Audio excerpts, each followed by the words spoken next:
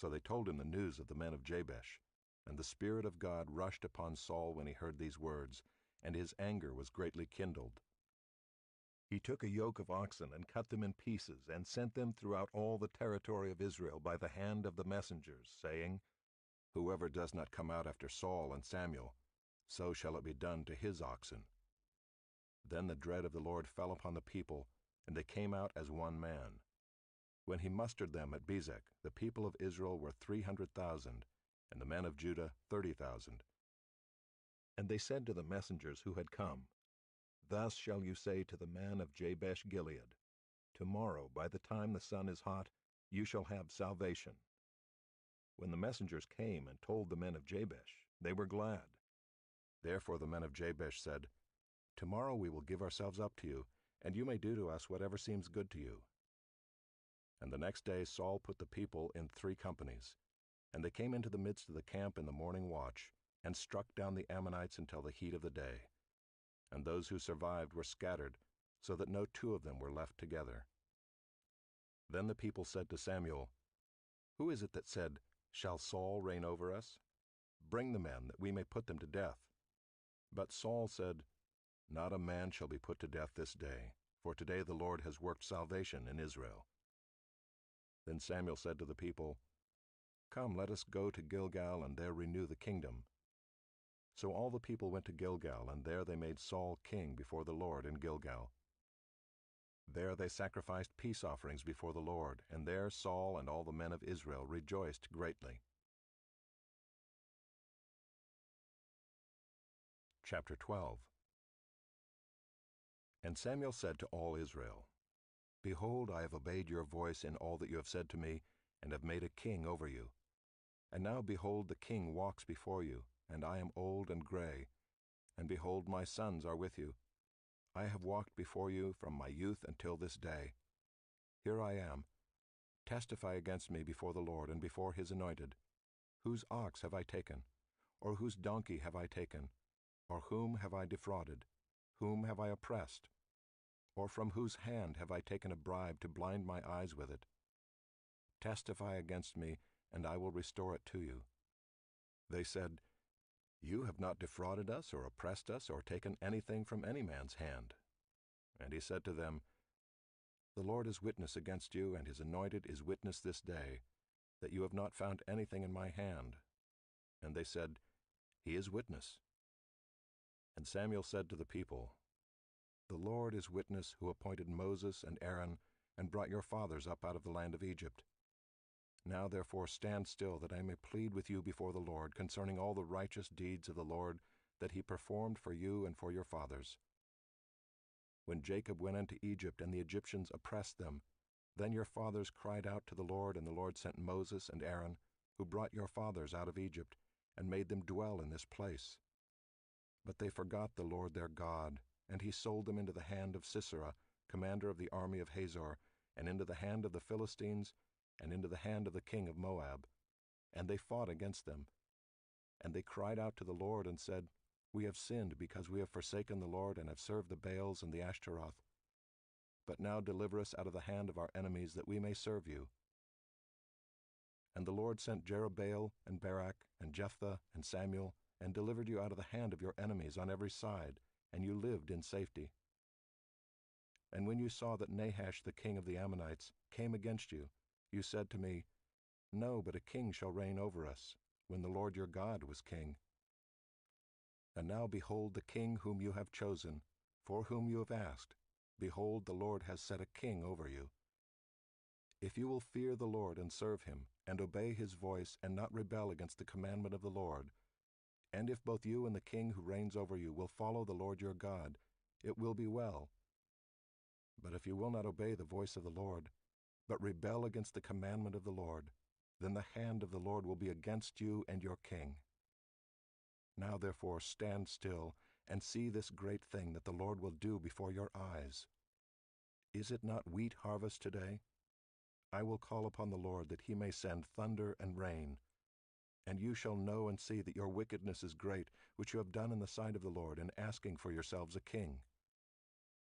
So Samuel called upon the Lord, and the Lord sent thunder and rain that day, And all the people greatly feared the Lord and Samuel. And all the people said to Samuel, "Pray for your servants to the Lord your God, that we may not die, for we have added to all our sins this evil, to ask for ourselves a king." And Samuel said to the people, "Do not be afraid. You have done all this evil, yet do not turn aside from following the Lord, but serve the Lord with all your heart. And do not turn aside after empty things that cannot profit or deliver, for they are empty. For the Lord will not forsake his people for his great name's sake, because it has pleased the Lord to make you a people for himself. Moreover, as for me, far be it from me that I should sin against the Lord by ceasing to pray for you, and I will instruct you in the good and the right way. Only fear the Lord and serve him faithfully with all your heart, for consider what great things he has done for you. But if you still do wickedly, you shall be swept away, both you and your king." Chapter 13. Saul lived for 1 year and then became king, and when he had reigned for 2 years over Israel, Saul chose 3,000 men of Israel. 2,000 were with Saul in Michmash and the hill country of Bethel, and 1,000 were with Jonathan in Gibeah of Benjamin. The rest of the people he sent home, every man to his tent. Jonathan defeated the garrison of the Philistines that was at Geba, and the Philistines heard of it, and Saul blew the trumpet throughout all the land, saying, "Let the Hebrews hear." And all Israel heard it said that Saul had defeated the garrison of the Philistines, and also that Israel had become a stench to the Philistines. And the people were called out to join Saul at Gilgal. And the Philistines mustered to fight with Israel, 30,000 chariots and 6,000 horsemen, and troops like the sand on the seashore in multitude. They came up and encamped in Michmash to the east of Bethaven. When the men of Israel saw that they were in trouble, for the people were hard pressed, the people hid themselves in caves and in holes and in rocks and in tombs and in cisterns, and some Hebrews crossed the fords of the Jordan to the land of Gad and Gilead. Saul was still at Gilgal, and all the people followed him, trembling. He waited 7 days, the time appointed by Samuel. But Samuel did not come to Gilgal, and the people were scattering from him. So Saul said, "Bring the burnt offering here to me and the peace offerings." And he offered the burnt offering. As soon as he had finished offering the burnt offering, behold, Samuel came. And Saul went out to meet him and greet him. Samuel said, "What have you done?"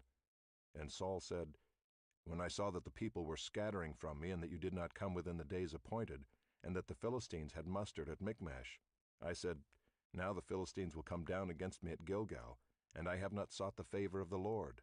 So I forced myself and offered the burnt offering." And Samuel said to Saul, "You have done foolishly. You have not kept the command of the Lord your God with which he commanded you. For then the Lord would have established your kingdom over Israel forever. But now your kingdom shall not continue. The Lord has sought out a man after his own heart, and the Lord has commanded him to be prince over his people, because you have not kept what the Lord commanded you." And Samuel arose and went up from Gilgal. The rest of the people went up after Saul to meet the army. They went up from Gilgal to Gibeah of Benjamin. And Saul numbered the people who were present with him, about 600 men. And Saul and Jonathan his son and the people who were present with them stayed in Gibeah of Benjamin, but the Philistines encamped in Michmash. And raiders came out of the camp of the Philistines in 3 companies. One company turned toward Ophrah to the land of Shual. Another company turned toward Beth-horon. And another company turned toward the border that looks down on the valley of Zeboim, toward the wilderness. Now there was no blacksmith to be found throughout all the land of Israel, for the Philistines said, "Lest the Hebrews make themselves swords or spears." But every one of the Israelites went down to the Philistines to sharpen his plowshare, his mattock, his axe, or his sickle, and the charge was 2/3 of a shekel for the plowshares and for the mattocks, and 1/3 of a shekel for sharpening the axes and for setting the goads. So on the day of the battle there was neither sword nor spear found in the hand of any of the people with Saul and Jonathan, but Saul and Jonathan his son had them. And the garrison of the Philistines went out to the pass of Michmash. Chapter 14. One day Jonathan, the son of Saul, said to the young man who carried his armor, "Come, let us go over to the Philistine garrison on the other side." But he did not tell his father. Saul was staying in the outskirts of Gibeah in the pomegranate cave at Migron. The people who were with him were about 600 men, including Ahijah the son of Ahitub, Ichabod's brother, son of Phinehas, son of Eli, the priest of the Lord in Shiloh, wearing an ephod. And the people did not know that Jonathan had gone. Within the passes by which Jonathan sought to go over to the Philistine garrison, there was a rocky crag on the one side and a rocky crag on the other side. The name of the one was Bozez, and the name of the other, Seneh. The one crag rose on the north in front of Michmash, and the other on the south in front of Geba. Jonathan said to the young man who carried his armor, "Come, let us go over to the garrison of these uncircumcised. It may be that the Lord will work for us, for nothing can hinder the Lord from saving by many or by few." And his armor-bearer said to him, "Do all that is in your heart, do as you wish. Behold, I am with you heart and soul." Then Jonathan said, "Behold, we will cross over to the men, and we will show ourselves to them. If they say to us, 'Wait until we come to you,' then we will stand still in our place, and we will not go up to them. But if they say, 'Come up to us,' then we will go up, for the Lord has given them into our hand, and this shall be the sign to us." So both of them showed themselves to the garrison of the Philistines. And the Philistines said, "Look, Hebrews are coming out of the holes where they have hidden themselves." And the men of the garrison hailed Jonathan and his armor-bearer and said, "Come up to us, and we will show you a thing." And Jonathan said to his armor-bearer, "Come up after me, for the Lord has given them into the hand of Israel." Then Jonathan climbed up on his hands and feet, and his armor-bearer after him. And they fell before Jonathan, and his armor-bearer killed them after him. And that first strike which Jonathan and his armor-bearer made killed about 20 men, within, as it were, half a furrow's length in an acre of land. And there was a panic in the camp, in the field, and among all the people. The garrison and even the raiders trembled, the earth quaked, and it became a very great panic. And the watchmen of Saul and Gibeah of Benjamin looked, and behold, the multitude was dispersing here and there. Then Saul said to the people who were with him, "Count and see who has gone from us." And when they had counted, behold, Jonathan and his armor-bearer were not there. So Saul said to Ahijah, "Bring the ark of God here." For the ark of God went at that time with the people of Israel. Now while Saul was talking to the priest, the tumult in the camp of the Philistines increased more and more. So Saul said to the priest, "Withdraw your hand." Then Saul and all the people who were with him rallied and went into the battle. And behold, every Philistine's sword was against his fellow, and there was very great confusion.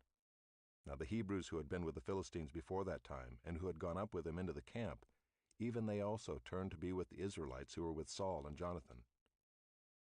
Likewise, when all the men of Israel who had hidden themselves in the hill country of Ephraim heard that the Philistines were fleeing, they too followed hard after them in the battle.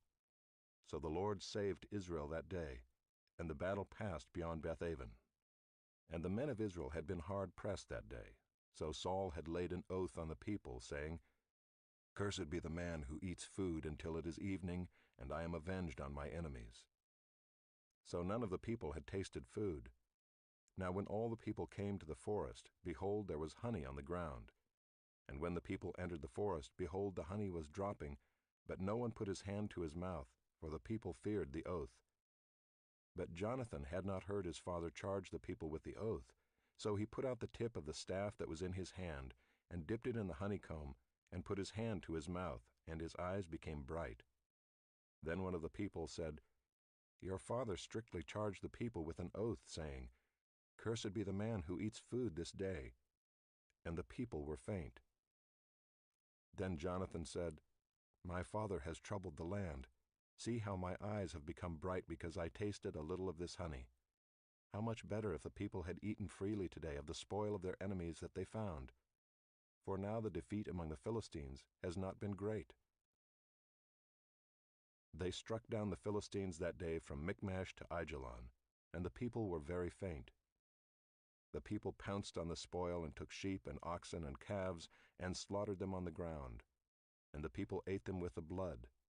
Then they told Saul, 'Behold, the people are sinning against the Lord by eating with the blood.' And he said, 'You have dealt treacherously. Roll a great stone to me here.'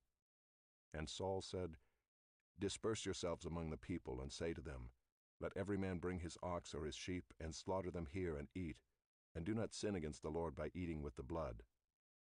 So every one of the people brought his ox with him that night, and they slaughtered them there. And Saul built an altar to the Lord. It was the first altar that he built to the Lord. Then Saul said, Let us go down after the Philistines by night, and plunder them until the morning light. Let us not leave a man of them. And they said, Do whatever seems good to you. But the priest said, Let us draw near to God here. And Saul inquired of God, Shall I go down after the Philistines? Will you give them into the hand of Israel? But he did not answer him that day. And Saul said, Come here, all you leaders of the people, and know and see how this sin has arisen today. For as the Lord lives who saves Israel, though it be in Jonathan my son, he shall surely die. But there was not a man among all the people who answered him. Then he said to all Israel, You shall be on one side, and I and Jonathan my son will be on the other side. And the people said to Saul, Do what seems good to you. Therefore Saul said, O Lord God of Israel, why have you not answered your servant this day? If this guilt is in me or in Jonathan my son, O Lord God of Israel, give Urim. But if this guilt is in your people Israel, give Thummim. And Jonathan and Saul were taken, but the people escaped. Then Saul said, Cast a lot between me and my son Jonathan. And Jonathan was taken. Then Saul said to Jonathan, Tell me what you have done. And Jonathan told him, I tasted a little honey with the tip of the staff that was in my hand. Here I am. I will die.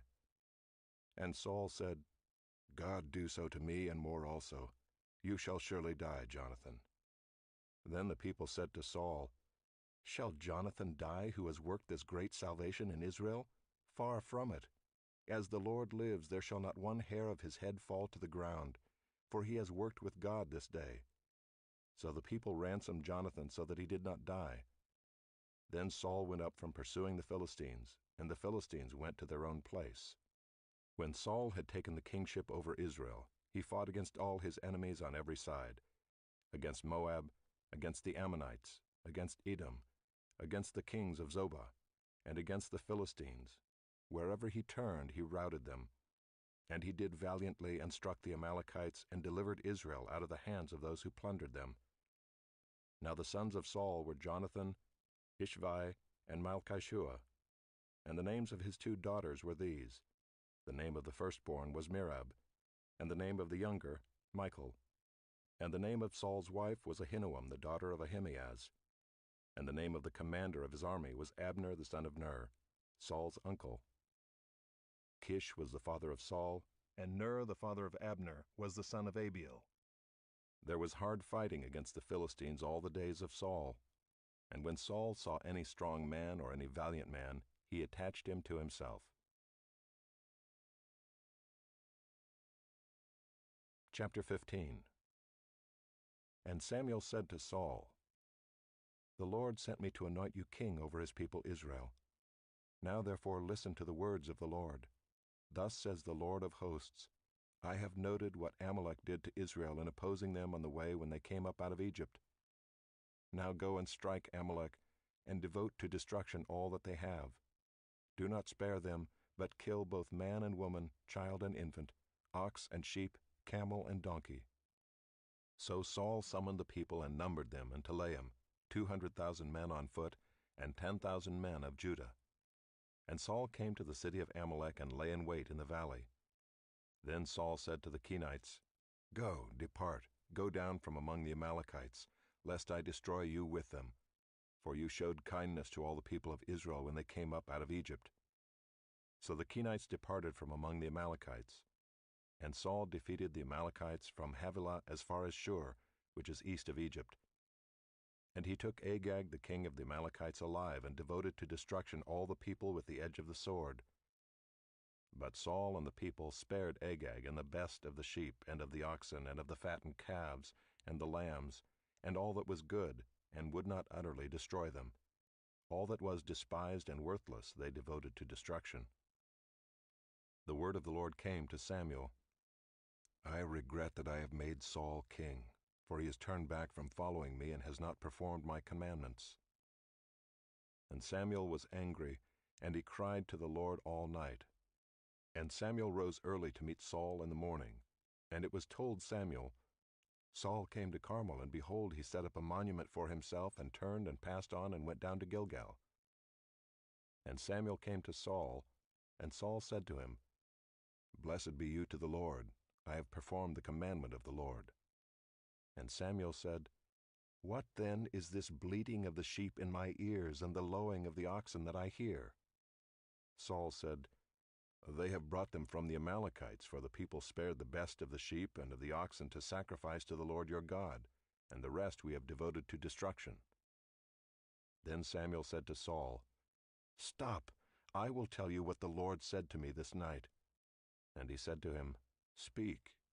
And Samuel said, "Though you are little in your own eyes, are you not the head of the tribes of Israel?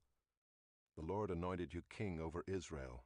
And the Lord sent you on a mission and said, 'Go, devote to destruction the sinners, the Amalekites, and fight against them until they are consumed.' Why then did you not obey the voice of the Lord? Why did you pounce on the spoil and do what was evil in the sight of the Lord?" And Saul said to Samuel, "I have obeyed the voice of the Lord. I have gone on the mission on which the Lord sent me. I have brought Agag the king of Amalek, and I have devoted the Amalekites to destruction. But the people took of the spoil, sheep and oxen, the best of the things devoted to destruction, to sacrifice to the Lord your God in Gilgal." And Samuel said, "Has the Lord as great delight in burnt offerings and sacrifices as in obeying the voice of the Lord? Behold, to obey is better than sacrifice, and to listen than the fat of rams. For rebellion is as the sin of divination, and presumption is as iniquity and idolatry. Because you have rejected the word of the Lord, he has also rejected you from being king." Saul said to Samuel, "I have sinned, for I have transgressed the commandment of the Lord in your words, because I feared the people and obeyed their voice. Now therefore please pardon my sin, and return with me, that I may bow before the Lord." And Samuel said to Saul, "I will not return with you, for you have rejected the word of the Lord, and the Lord has rejected you from being king over Israel." As Samuel turned to go away, Saul seized the skirt of his robe, and it tore. And Samuel said to him, "The Lord has torn the kingdom of Israel from you this day, and has given it to a neighbor of yours, who is better than you. And also the glory of Israel will not lie or have regret, for he is not a man that he should have regret." Then he said, "I have sinned, yet honor me now before the elders of my people and before Israel, and return with me, that I may bow before the Lord your God." So Samuel turned back after Saul, and Saul bowed before the Lord. Then Samuel said, "Bring here to me Agag the king of the Amalekites." And Agag came to him cheerfully. Agag said, "Surely the bitterness of death is past." And Samuel said, "As your sword has made women childless, so shall your mother be childless among women." And Samuel hacked Agag to pieces before the Lord in Gilgal. Then Samuel went to Ramah, and Saul went up to his house in Gibeah of Saul. And Samuel did not see Saul again until the day of his death. But Samuel grieved over Saul. I'm a nobody who created and the 3 Lord online regretted that he courses had in made Saul 2020 king that hit over 6- Israel. and 7-figure run rates just 30 days after launching them. I have almost no followers on Instagram, Chapter 16. a tiny YouTube channel, the only The Lord person said who to likes my Samuel, Facebook. "How long will you grieve over Saul, since I have rejected him from being king over Israel? Fill your horn with oil, and go. I will send you to Jesse the Bethlehemite, for I have provided for myself a king among his sons." And Samuel said, "How can I go? If Saul hears it, he will kill me." And the Lord said, "Take a heifer with you, and say, 'I have come to sacrifice to the Lord.' And invite Jesse to the sacrifice, and I will show you what you shall do.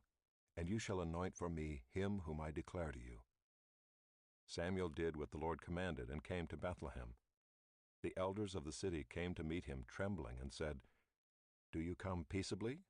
And he said, "Peaceably, I have come to sacrifice to the Lord. Consecrate yourselves and come with me to the sacrifice." And he consecrated Jesse and his sons and invited them to the sacrifice. When they came, he looked on Eliab and thought, "Surely the Lord's anointed is before him." But the Lord said to Samuel, "Do not look on his appearance or on the height of his stature, because I have rejected him. For the Lord sees not as man sees. Man looks on the outward appearance, but the Lord looks on the heart." Then Jesse called Abinadab and made him pass before Samuel. And he said, "Neither has the Lord chosen this one." Then Jesse made Shammah pass by, and he said, "Neither has the Lord chosen this one." And Jesse made 7 of his sons pass before Samuel. And Samuel said to Jesse, "The Lord has not chosen these." Then Samuel said to Jesse, "Are all your sons here?" And he said, "Oh, there remains yet the youngest, but behold, he is keeping the sheep." And Samuel said to Jesse, "Send and get him, for we will not sit down till he comes here." And he sent and brought him in. Now he was ruddy and had beautiful eyes and was handsome. And the Lord said, "Arise, anoint him, for this is he." Then Samuel took the horn of oil and anointed him in the midst of his brothers. And the Spirit of the Lord rushed upon David from that day forward, and Samuel rose up and went to Ramah. Now the Spirit of the Lord departed from Saul, and a harmful spirit from the Lord tormented him. And Saul's servants said to him, "Behold now, a harmful spirit from God is tormenting you. Let our Lord now command your servants who are before you to seek out a man who is skillful in playing the lyre, and when the harmful spirit from God is upon you, he will play it, and you will be well." So Saul said to his servants, "Provide for me a man who can play well, and bring him to me." One of the young men answered, "Behold, I have seen a son of Jesse the Bethlehemite, who is skillful in playing, a man of valor, a man of war, prudent in speech, and a man of good presence, and the Lord is with him." Therefore Saul sent messengers to Jesse, and said, "Send me David your son, who is with the sheep." And Jesse took a donkey laden with bread and a skin of wine and a young goat, and sent them by David his son to Saul. And David came to Saul and entered his service. And Saul loved him greatly, and he became his armor-bearer. And Saul sent to Jesse, saying, "Let David remain in my service, for he has found favor in my sight." And whenever the harmful spirit from God was upon Saul, David took the lyre and played it with his hand. So Saul was refreshed and was well, and the harmful spirit departed from him. Chapter 17. Now the Philistines gathered their armies for battle, and they were gathered at Socoh, which belongs to Judah, and encamped between Socoh and Azekah, in Ephes-dammim. And Saul and the men of Israel were gathered, and encamped in the valley of Elah, and drew up in line of battle against the Philistines. And the Philistines stood on the mountain on the one side, and Israel stood on the mountain on the other side, with a valley between them. And there came out from the camp of the Philistines a champion named Goliath of Gath, whose height was 6 cubits and a span. He had a helmet of bronze on his head, and he was armed with a coat of mail, and the weight of the coat was 5,000 shekels of bronze. And he had bronze armor on his legs, and a javelin of bronze slung between his shoulders. The shaft of his spear was like a weaver's beam, and his spear's head weighed 600 shekels of iron. And his shield-bearer went before him. He stood and shouted to the ranks of Israel, "Why have you come out to draw up for battle? Am I not a Philistine? And are you not servants of Saul? Choose a man for yourselves, and let him come down to me. If he's able to fight with me and kill me, then we will be your servants. But if I prevail against him and kill him, then you shall be our servants and serve us." And the Philistine said, "I defy the ranks of Israel this day. Give me a man that we may fight together." When Saul and all Israel heard these words of the Philistine, they were dismayed and greatly afraid. Now David was the son of an Ephrathite of Bethlehem in Judah, named Jesse, who had 8 sons. In the days of Saul the man was already old and advanced in years. The 3 oldest sons of Jesse had followed Saul to the battle. And the names of his 3 sons who went to the battle were Eliab the firstborn, and next to him Abinadab, and the third Shema. David was the youngest. The 3 eldest followed Saul, but David went back and forth from Saul to feed his father's sheep at Bethlehem. For 40 days the Philistine came forward and took his stand, morning and evening. And Jesse said to David his son, "Take for your brothers an ephah of this parched grain and these 10 loaves, and carry them quickly to the camp to your brothers. Also take these 10 cheeses to the commander of their 1,000. See if your brothers are well, and bring some token from them." Now Saul and they and all the men of Israel were in the valley of Elah, fighting with the Philistines. And David rose early in the morning and left the sheep with a keeper, and took the provisions and went as Jesse had commanded him. And he came to the encampment as the host was going out to the battle line, shouting the war cry. And Israel and the Philistines drew up for battle, army against army. And David left the things in charge of the keeper of the baggage and ran to the ranks and went and greeted his brothers. As he talked with them, behold, the champion, the Philistine of Gath, Goliath by name, came up out of the ranks of the Philistines and spoke the same words as before, and David heard him. All the men of Israel, when they saw the man, fled from him and were much afraid. And the men of Israel said, "Have you seen this man who has come up? Surely he has come up to defy Israel, and the king will enrich the man who kills him with great riches, and will give him his daughter, and make his father's house free in Israel." And David said to the men who stood by him, "What shall be done for the man who kills this Philistine and takes away the reproach from Israel? For who is this uncircumcised Philistine that he should defy the armies of the living God?" And the people answered him in the same way, "So shall it be done to the man who kills him." Now Eliab his eldest brother heard when he spoke to the men. And Eliab's anger was kindled against David, and he said, "Why have you come down? And with whom have you left those few sheep in the wilderness? I know your presumption and the evil of your heart, for you have come down to see the battle." And David said, "What have I done now? Was it not but a word?" And he turned away from him toward another, and spoke in the same way, and the people answered him again as before. When the words that David spoke were heard, they repeated them before Saul, and he sent for him. And David said to Saul, "Let no man's heart fail because of him. Your servant will go and fight with this Philistine."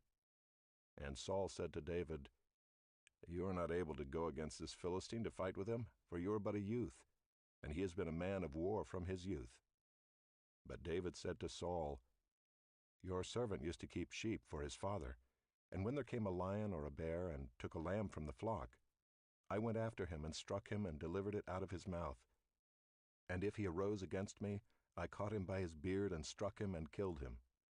Your servant has struck down both lions and bears, and this uncircumcised Philistine shall be like one of them, for he has defied the armies of the living God." And David said, "The Lord who delivered me from the paw of the lion and from the paw of the bear will deliver me from the hand of this Philistine."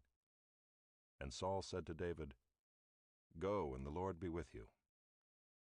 Then Saul clothed David with his armor. He put a helmet of bronze on his head, and clothed him with a coat of mail, and David strapped his sword over his armor. And he tried in vain to go, for he had not tested them.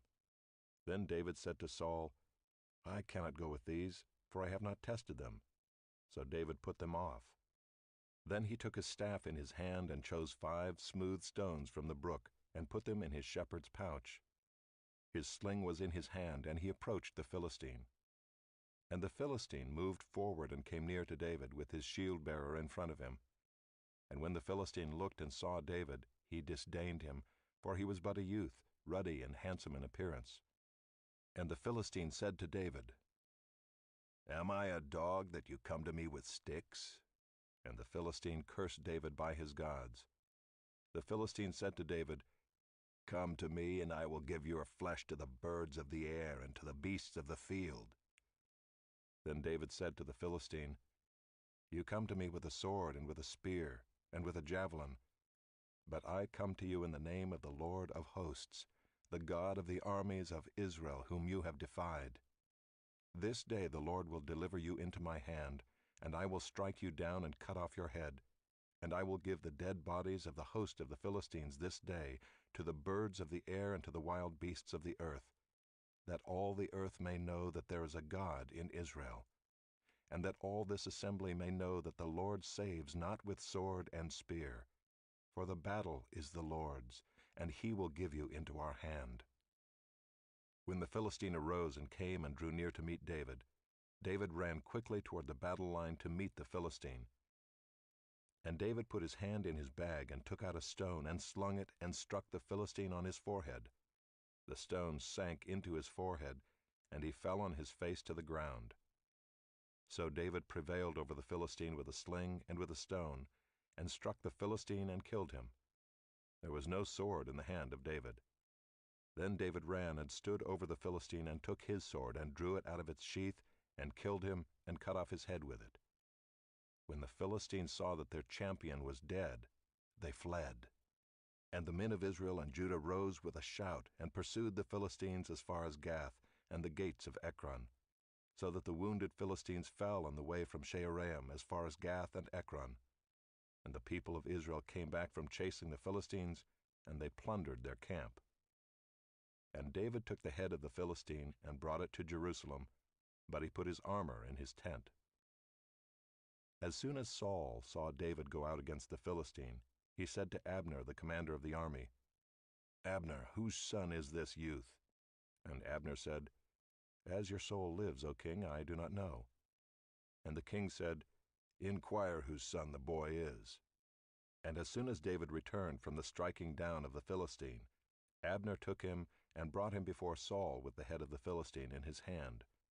And Saul said to him, "Whose son are you, young man?"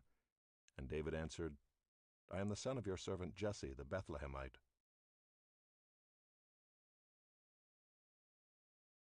Chapter 18. As soon as he had finished speaking to Saul, the soul of Jonathan was knit to the soul of David, and Jonathan loved him as his own soul. And Saul took him that day and would not let him return to his father's house. Then Jonathan made a covenant with David because he loved him as his own soul. And Jonathan stripped himself of the robe that was on him, and gave it to David, and his armor, and even his sword, and his bow, and his belt. And David went out and was successful wherever Saul sent him, so that Saul set him over the men of war. And this was good in the sight of all the people, and also in the sight of Saul's servants. As they were coming home, when David returned from striking down the Philistine, the women came out of all the cities of Israel, singing and dancing to meet King Saul, with tambourines, with songs of joy, and with musical instruments. And the women sang to one another as they celebrated, "Saul has struck down his thousands, and David his 10,000s." And Saul was very angry, and this saying displeased him. He said, "They have ascribed to David 10,000s, and to me they have ascribed thousands. And what more can he have but the kingdom?" And Saul eyed David from that day on. The next day a harmful spirit from God rushed upon Saul, and he raved within his house while David was playing the lyre, as he did day by day. Saul had his spear in his hand, and Saul hurled the spear, for he thought, "I will pin David to the wall." But David evaded him twice. Saul was afraid of David because the Lord was with him, but had departed from Saul. So Saul removed him from his presence and made him a commander of 1,000, and he went out and came in before the people. And David had success in all his undertakings, for the Lord was with him. And when Saul saw that he had great success, he stood in fearful awe of him. But all Israel and Judah loved David, for he went out and came in before them. Then Saul said to David, "Here is my elder daughter, Merab. I will give her to you for a wife. Only be valiant for me and fight the Lord's battles." For Saul thought, "Let not my hand be against him, but let the hand of the Philistines be against him." And David said to Saul, "Who am I and who are my relatives, my father's clan in Israel, that I should be son-in-law to the king?" But at the time when Merab, Saul's daughter, should have been given to David, she was given to Adriel the Maholathite for a wife. Now Saul's daughter Michal loved David, and they told Saul, and the thing pleased him. Saul thought, "Let me give her to him, that she may be a snare for him, and that the hand of the Philistines may be against him." Therefore Saul said to David a second time, "You shall now be my son-in-law."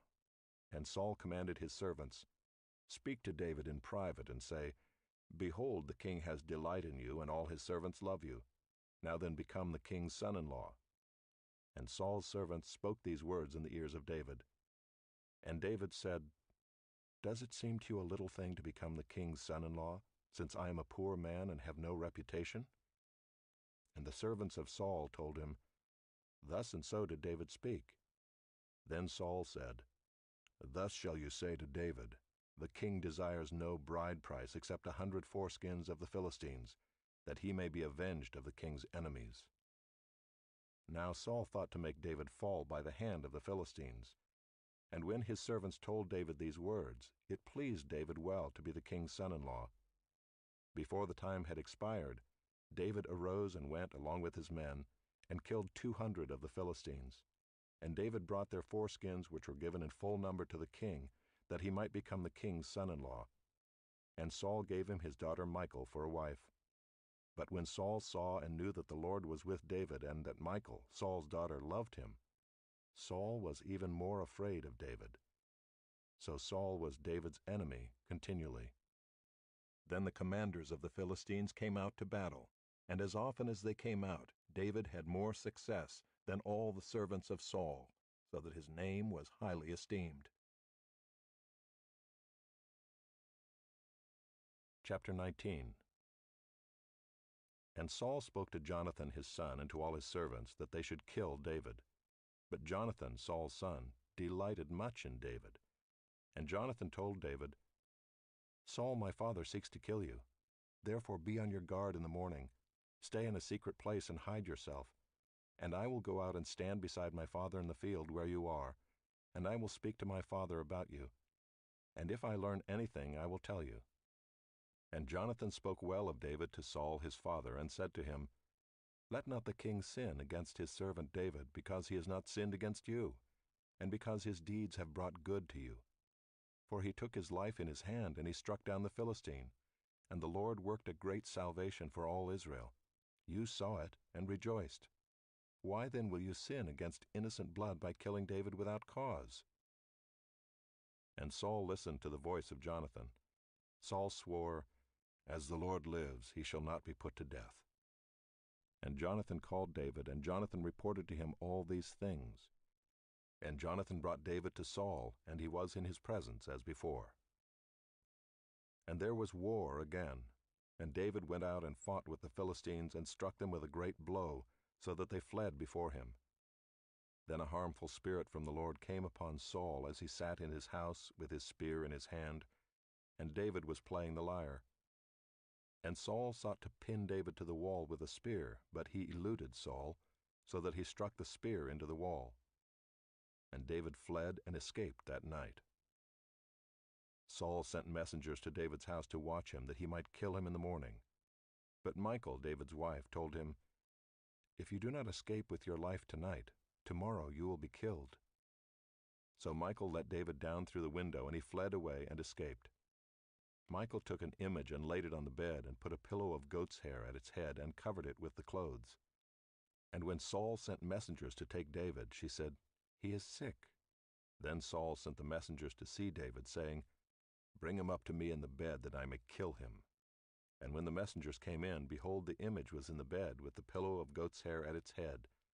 Saul said to Michal, "Why have you deceived me thus, and let my enemy go, so that he has escaped?" And Michal answered Saul, "He said to me, 'Let me go. Why should I kill you?'" Now David fled and escaped, and he came to Samuel at Ramah, and told him all that Saul had done to him. And he and Samuel went and lived at Naioth. And it was told Saul, "Behold, David is at Naioth in Ramah." Then Saul sent messengers to take David, and when they saw the company of the prophets prophesying, and Samuel standing as head over them, the Spirit of God came upon the messengers of Saul, and they also prophesied. When it was told Saul, he sent other messengers, and they also prophesied. And Saul sent messengers again the third time, and they also prophesied. Then he himself went to Ramah and came to the great well that is in Secu. And he asked, Where are Samuel and David? And one said, Behold, they are at Naioth and Ramah. And he went there to Naioth and Ramah, and the Spirit of God came upon him also. And as he went, he prophesied until he came to Naioth and Ramah. And he too stripped off his clothes, and he too prophesied before Samuel, and lay naked all that day and all that night. Thus it is said, Is Saul also among the prophets? Chapter 20. Then David fled from Naioth and Ramah, and came and said before Jonathan, What have I done? What is my guilt? And what is my sin before your father, that he seeks my life? And he said to him, Far from it, you shall not die. Behold, my father does nothing, either great or small, without disclosing it to me. And why should my father hide this from me? It is not so. But David vowed again, saying, Your father knows well that I have found favor in your eyes, and he thinks, Do not let Jonathan know this, lest he be grieved.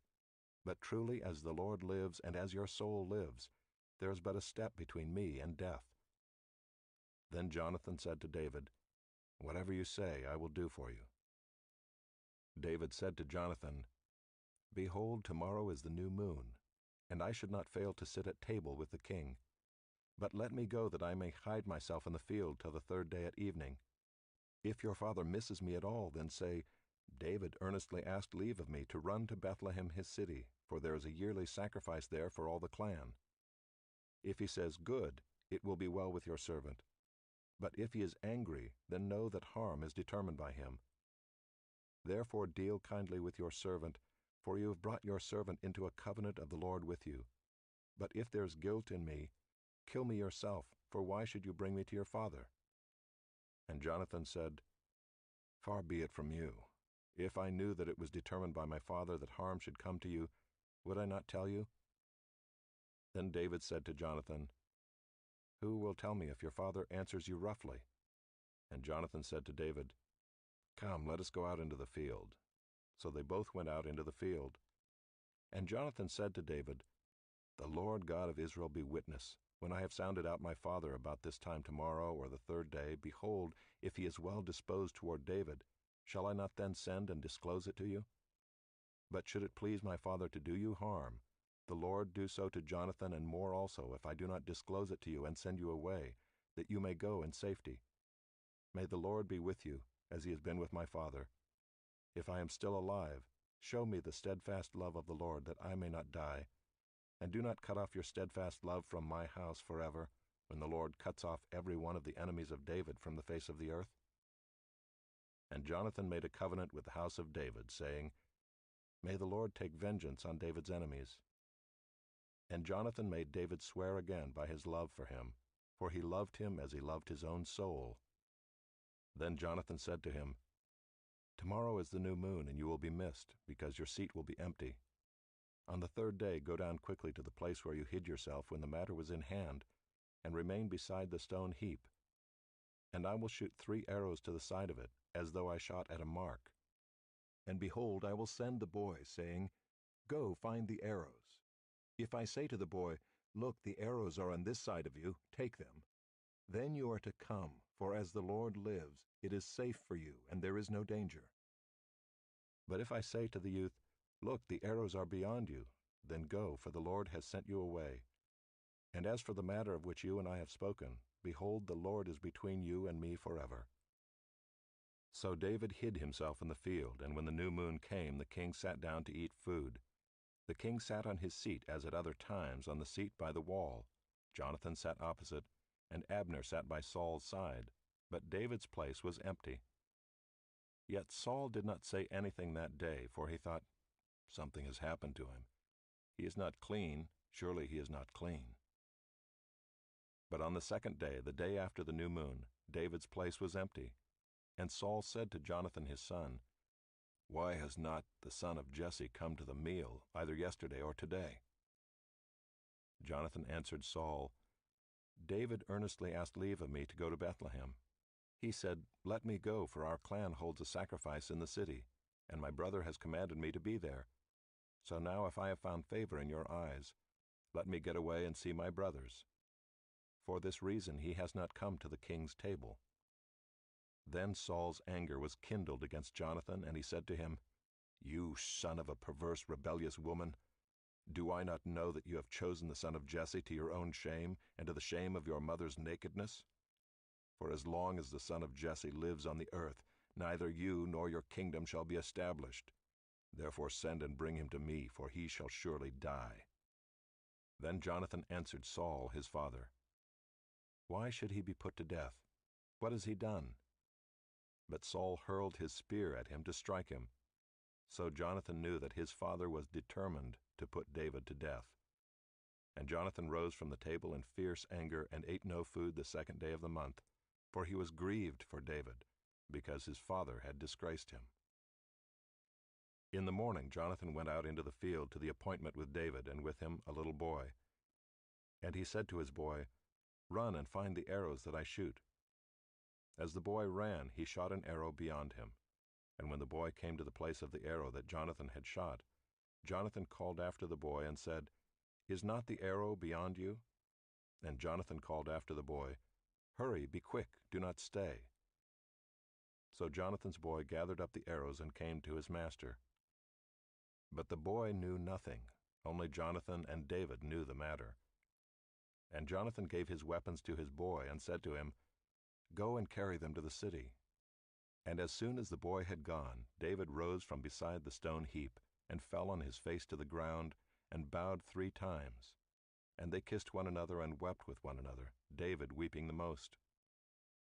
Then Jonathan said to David, "Go in peace, because we have sworn both of us in the name of the Lord, saying, 'The Lord shall be between me and you, and between my offspring and your offspring forever.'" And he rose and departed, and Jonathan went into the city. Chapter 21. Then David came to Nob to Ahimelech the priest, and Ahimelech came to David trembling and said to him, "Why are you alone and no one with you?"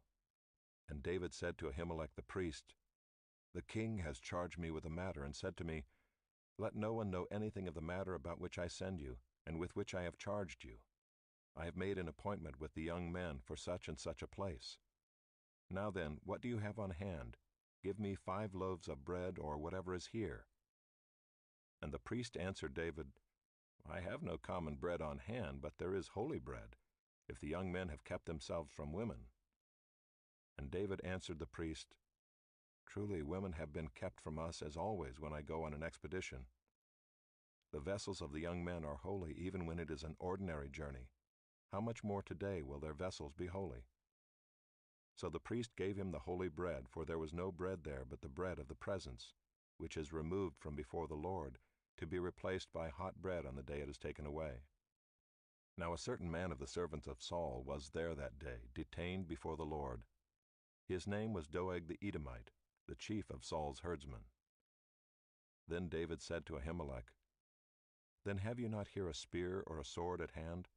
For I have brought neither my sword nor my weapons with me, because the king's business required haste.' And the priest said, 'The sword of Goliath the Philistine, whom you struck down in the valley of Elah, behold, it is here wrapped in a cloth behind the ephod. If you will take that, take it, for there is none but that here.' And David said, 'There is none like that. Give it to me.' And David rose and fled that day from Saul, and went to Achish the king of Gath. And the servants of Achish said to him, 'Is not this David the king of the land? Did they not sing to one another of him in dances? Saul has struck down his thousands, and David his 10,000s. And David took these words to heart, and was much afraid of Achish the king of Gath. So he changed his behavior before them, and pretended to be insane in their hands, and made marks on the doors of the gate, and let his spittle run down his beard. Then Achish said to his servants, 'Behold, you see the man is mad. Why then have you brought him to me? Do I lack madmen that you have brought this fellow to behave as a madman in my presence? Shall this fellow come into my house?' Chapter 22. David departed from there and escaped to the cave of Adullam. And when his brothers and all his father's house heard it, they went down there to him. And everyone who was in distress, and everyone who was in debt, and everyone who was bitter in soul, gathered to him. And he became commander over them. And there were with him about 400 men. And David went from there to Mizpah of Moab. And he said to the king of Moab, "Please let my father and my mother stay with you till I know what God will do for me." And he left them with the king of Moab, and they stayed with him all the time that David was in the stronghold. Then the prophet Gad said to David, "Do not remain in the stronghold. Depart and go into the land of Judah." So David departed and went into the forest of Hereth. Now Saul heard that David was discovered, and the men who were with him. Saul was sitting at Gibeah under the tamarisk tree on the height, with his spear in his hand, and all his servants were standing about him. And Saul said to his servants who stood about him, "Hear now, people of Benjamin. Will the son of Jesse give every one of you fields and vineyards? Will he make you all commanders of thousands and commanders of hundreds, that all of you have conspired against me? No one discloses to me when my son makes a covenant with the son of Jesse. None of you is sorry for me or discloses to me that my son has stirred up my servant against me to lie in wait, as at this day." Then answered Doeg the Edomite, who stood by the servants of Saul, "I saw the son of Jesse coming to Nob, to Ahimelech the son of Ahitub, and he inquired of the Lord for him, and gave him provisions, and gave him the sword of Goliath the Philistine."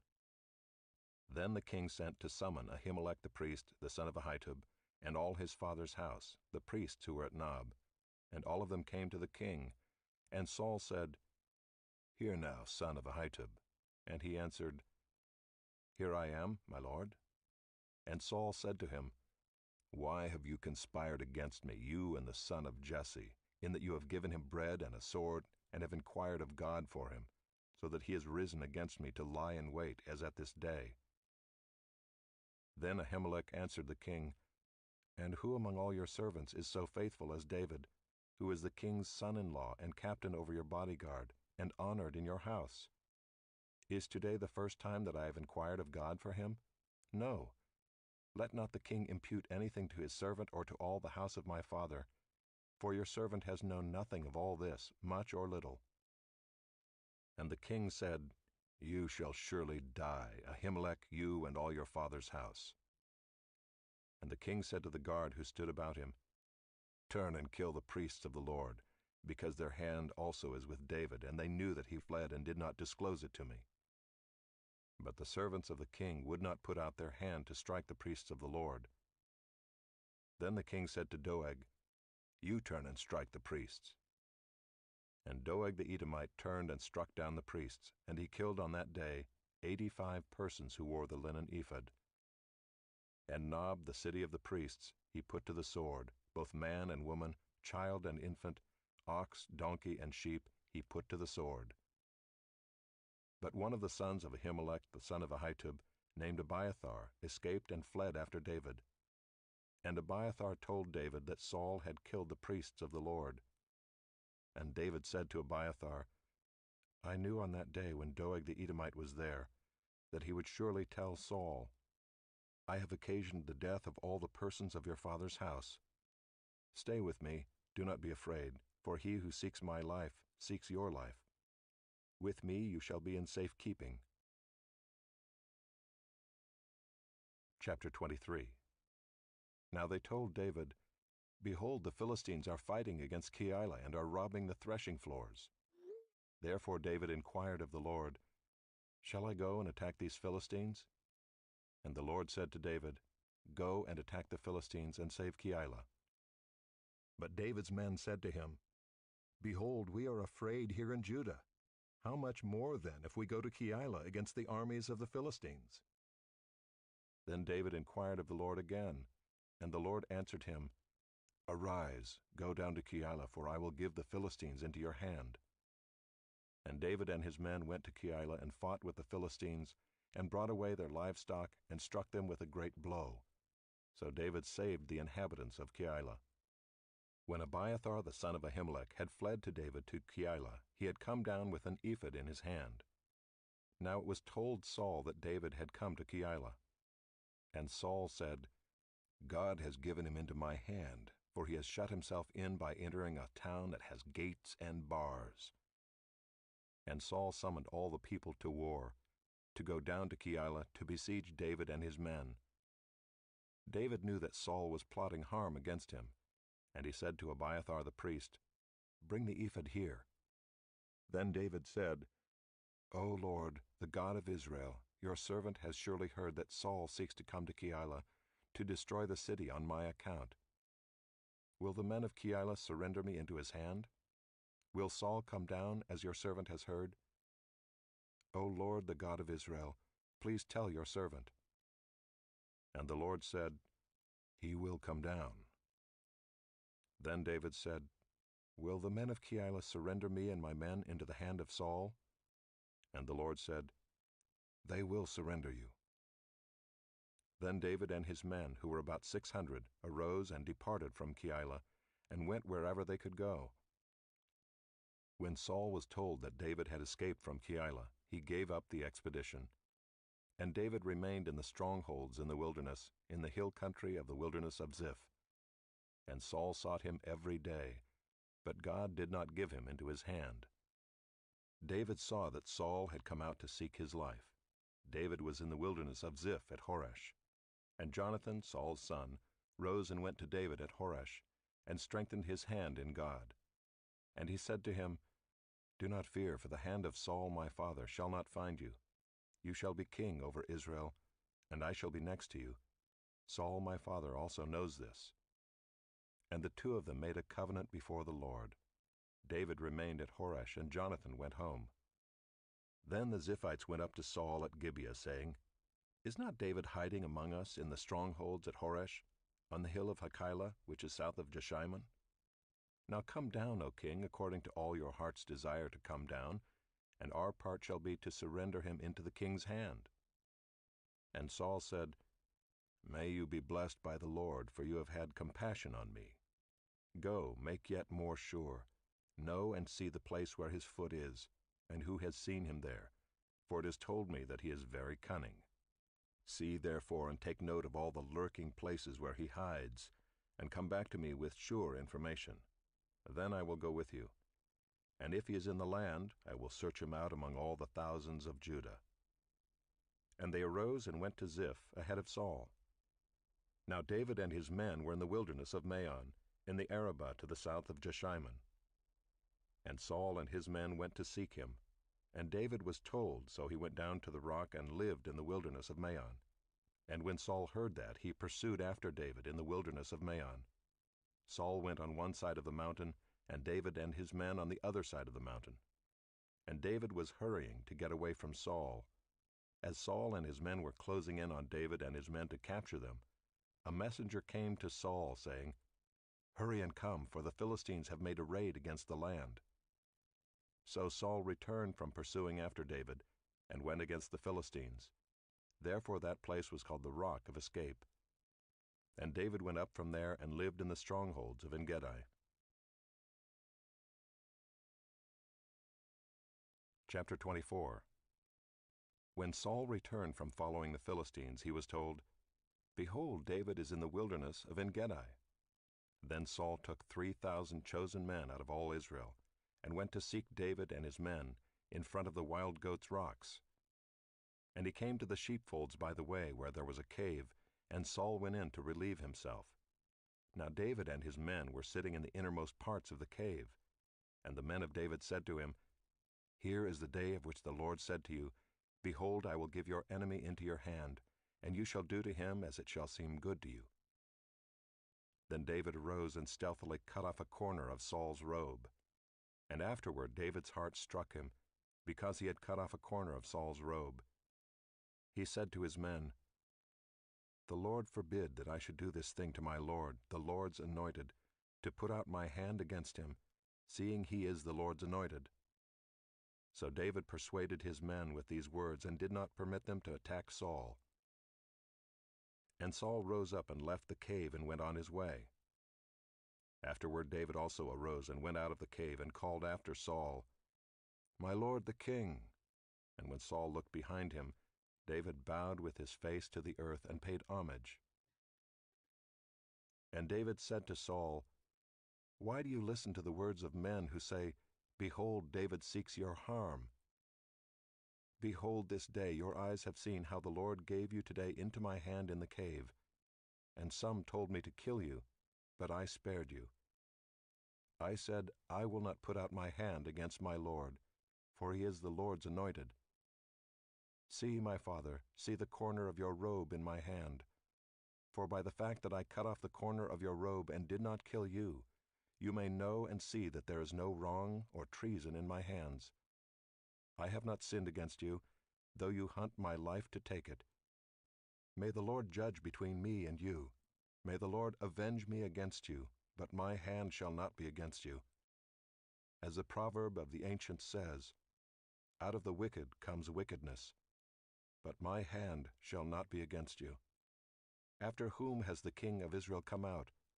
After whom do you pursue? After a dead dog, after a flea.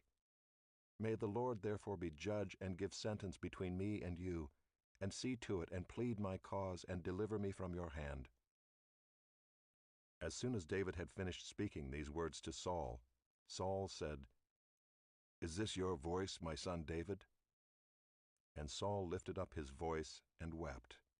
He said to David, "You are more righteous than I, for you have repaid me good, whereas I have repaid you evil. And you have declared this day how you have dealt well with me, in that you did not kill me when the Lord put me into your hands. For if a man finds his enemy, will he let him go away safe? So may the Lord reward you with good for what you have done to me this day. And now, behold, I know that you shall surely be king, and that the kingdom of Israel shall be established in your hand. Swear to me, therefore, by the Lord, that you will not cut off my offspring after me, and that you will not destroy my name out of my father's house." And David swore this to Saul. Then Saul went home, but David and his men went up to the stronghold. Chapter 25. Now Samuel died, and all Israel assembled and mourned for him, and they buried him in his house at Ramah. Then David rose and went down to the wilderness of Paran. And there was a man in Maon whose business was in Carmel. The man was very rich. He had 3,000 sheep and 1,000 goats. He was shearing his sheep in Carmel. Now the name of the man was Nabal, and the name of his wife Abigail. The woman was discerning and beautiful, but the man was harsh and badly behaved. He was a Calebite. David heard in the wilderness that Nabal was shearing his sheep. So David sent 10 young men. And David said to the young men, "Go up to Carmel and go to Nabal and greet him in my name. And thus you shall greet him, 'Peace be to you, and peace be to your house, and peace be to all that you have. I hear that you have shearers. Now your shepherds have been with us, and we did them no harm, and they missed nothing all the time they were in Carmel. Ask your young men, and they will tell you. Therefore let my young men find favor in your eyes, for we come on a feast day. Please give whatever you have at hand to your servants and to your son David." When David's young men came, they said all this to Nabal in the name of David, and then they waited. And Nabal answered David's servants, "Who is David? Who is the son of Jesse? There are many servants these days who are breaking away from their masters. Shall I take my bread and my water and my meat that I have killed for my shearers and give it to men who come from I do not know where?" So David's young men turned away and came back and told him all this. And David said to his men, "Every man strap on his sword."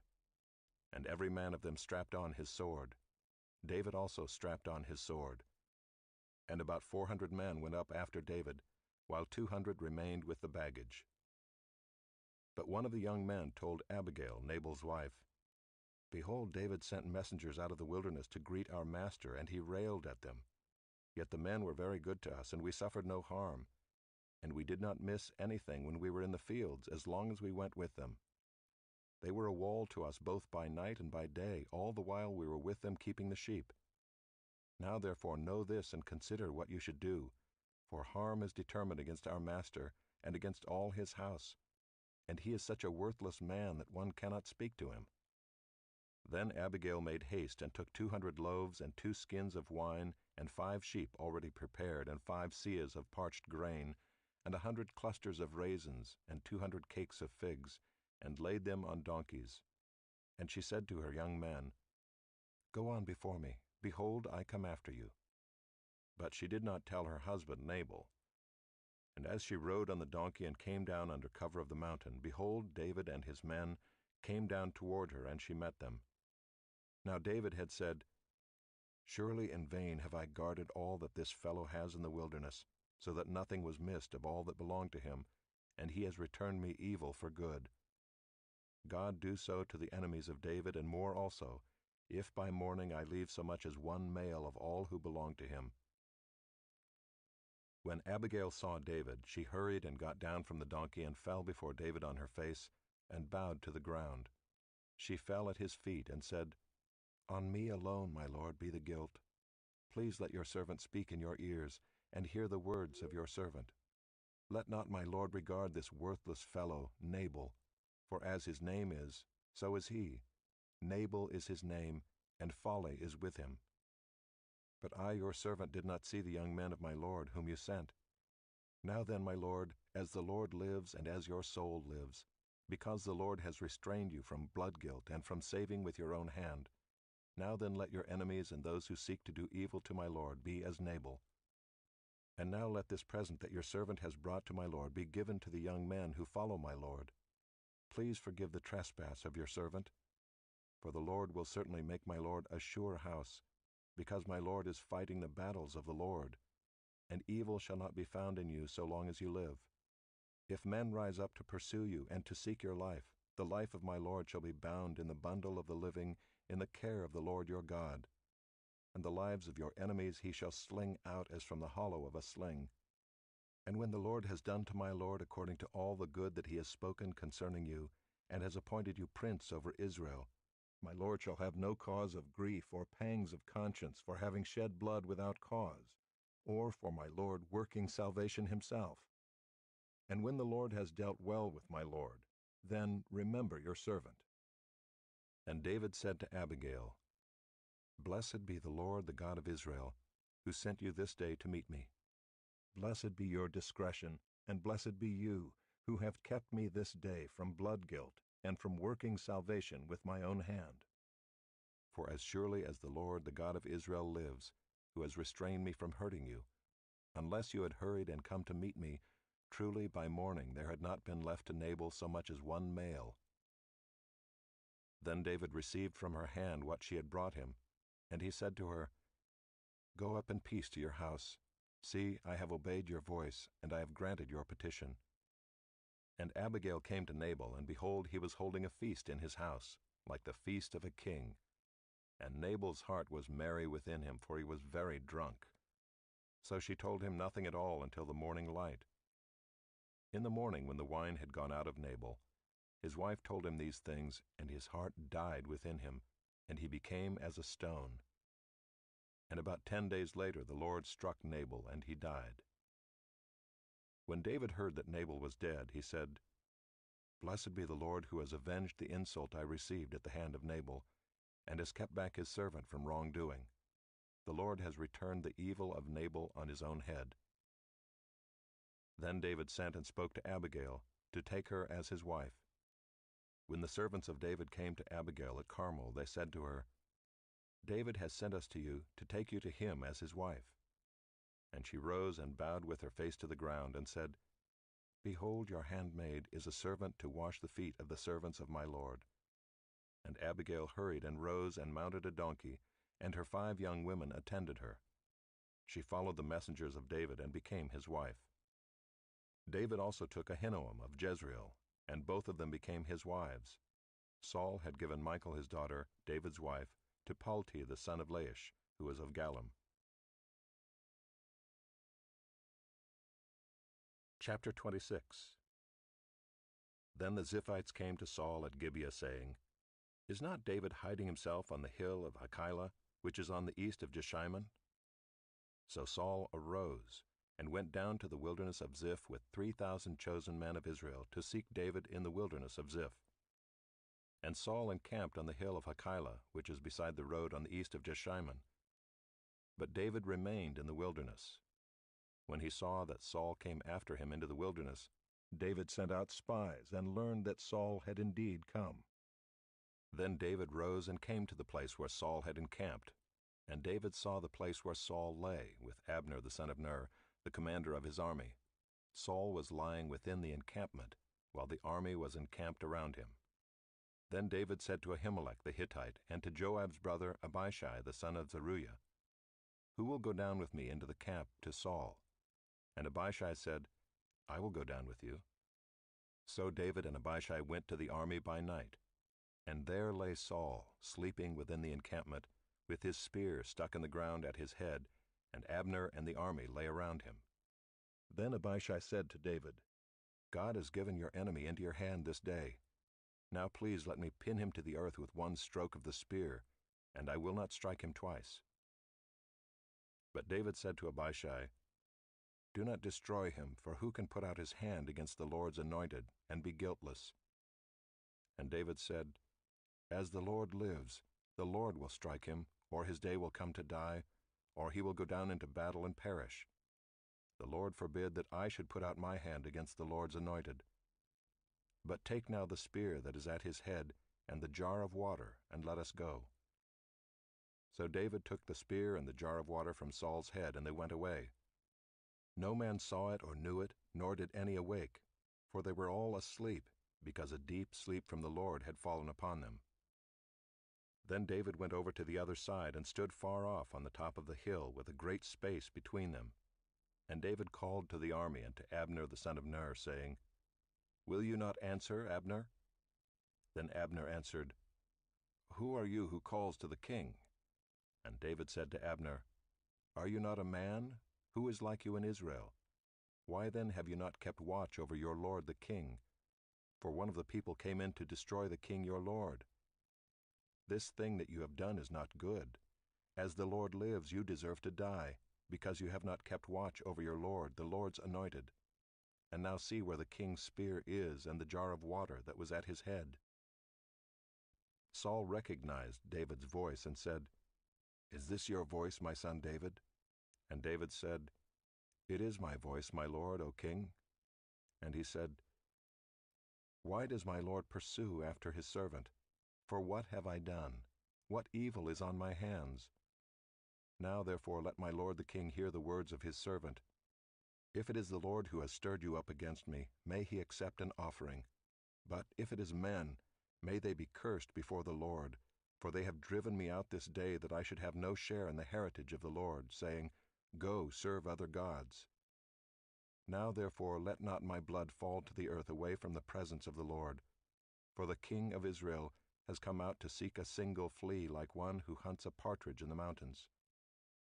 Then Saul said, "I have sinned. Return, my son David, for I will no more do you harm, because my life was precious in your eyes this day. Behold, I have acted foolishly, and have made a great mistake." And David answered and said, "Here is the spear, O king. Let one of the young men come over and take it. The Lord rewards every man for his righteousness and his faithfulness. For the Lord gave you into my hand today, and I would not put out my hand against the Lord's anointed. Behold, as your life was precious this day in my sight, so may my life be precious in the sight of the Lord, and may he deliver me out of all tribulation." Then Saul said to David, "Blessed be you, my son David. You will do many things and will succeed in them." So David went his way, and Saul returned to his place.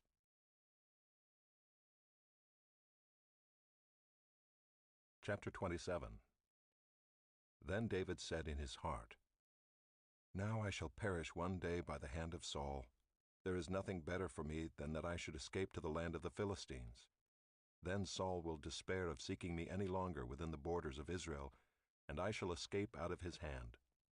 So David arose and went over, he and the 600 men who were with him, to Achish the son of Maoch, king of Gath.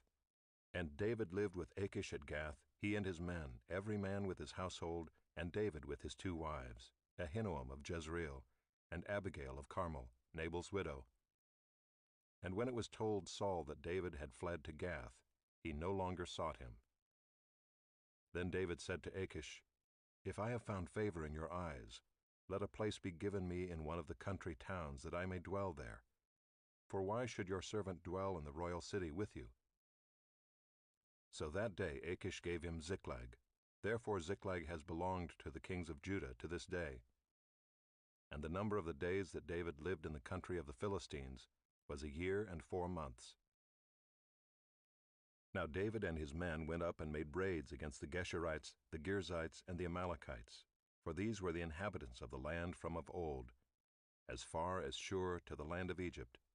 And David would strike the land and would leave neither man nor woman alive, but would take away the sheep, the oxen, the donkeys, the camels, and the garments, and come back to Achish. When Achish asked, "Where have you made a raid today?" David would say, "Against the Negeb of Judah," or "Against the Negev of the Jerahmeelites," or "Against the Negeb of the Kenites." And David would leave neither man nor woman alive to bring news to Gath, thinking, lest they should tell about us and say, "So David has done." Such was his custom all the while he lived in the country of the Philistines. And Achish trusted David, thinking, "He has made himself an utter stench to his people Israel. Therefore he shall always be my servant." Chapter 28. In those days the Philistines gathered their forces for war, to fight against Israel. And Achish said to David, "Understand that you and your men are to go out with me in the army." David said to Achish, "Very well, you shall know what your servant can do." And Achish said to David, "Very well, I will make you my bodyguard for life." Now Samuel had died, and all Israel had mourned for him and buried him in Ramah, his own city. And Saul had put the mediums and the necromancers out of the land. The Philistines assembled and came and encamped at Shunem. And Saul gathered all Israel, and they encamped at Gilboa. When Saul saw the army of the Philistines, he was afraid, and his heart trembled greatly. And when Saul inquired of the Lord did not answer him, either by dreams, or by Urim, or by prophets.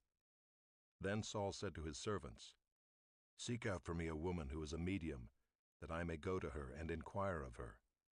And his servants said to him, "Behold, there is a medium at Endor." So Saul disguised himself and put on other garments, and went, he and 2 men with him. And they came to the woman by night. And he said, "Divine for me by a spirit, and bring up for me whomever I shall name to you." The woman said to him, "Surely you know what Saul has done, how he has cut off the mediums and the necromancers from the land. Why then are you laying a trap for my life to bring about my death?" But Saul swore to her by the Lord, "As the Lord lives, no punishment shall come upon you for this thing." Then the woman said, "Whom shall I bring up for you?" He said, "Bring up Samuel for me." When the woman saw Samuel, she cried out with a loud voice. And the woman said to Saul, "Why have you deceived me? You are Saul." The king said to her, "Do not be afraid. What do you see?"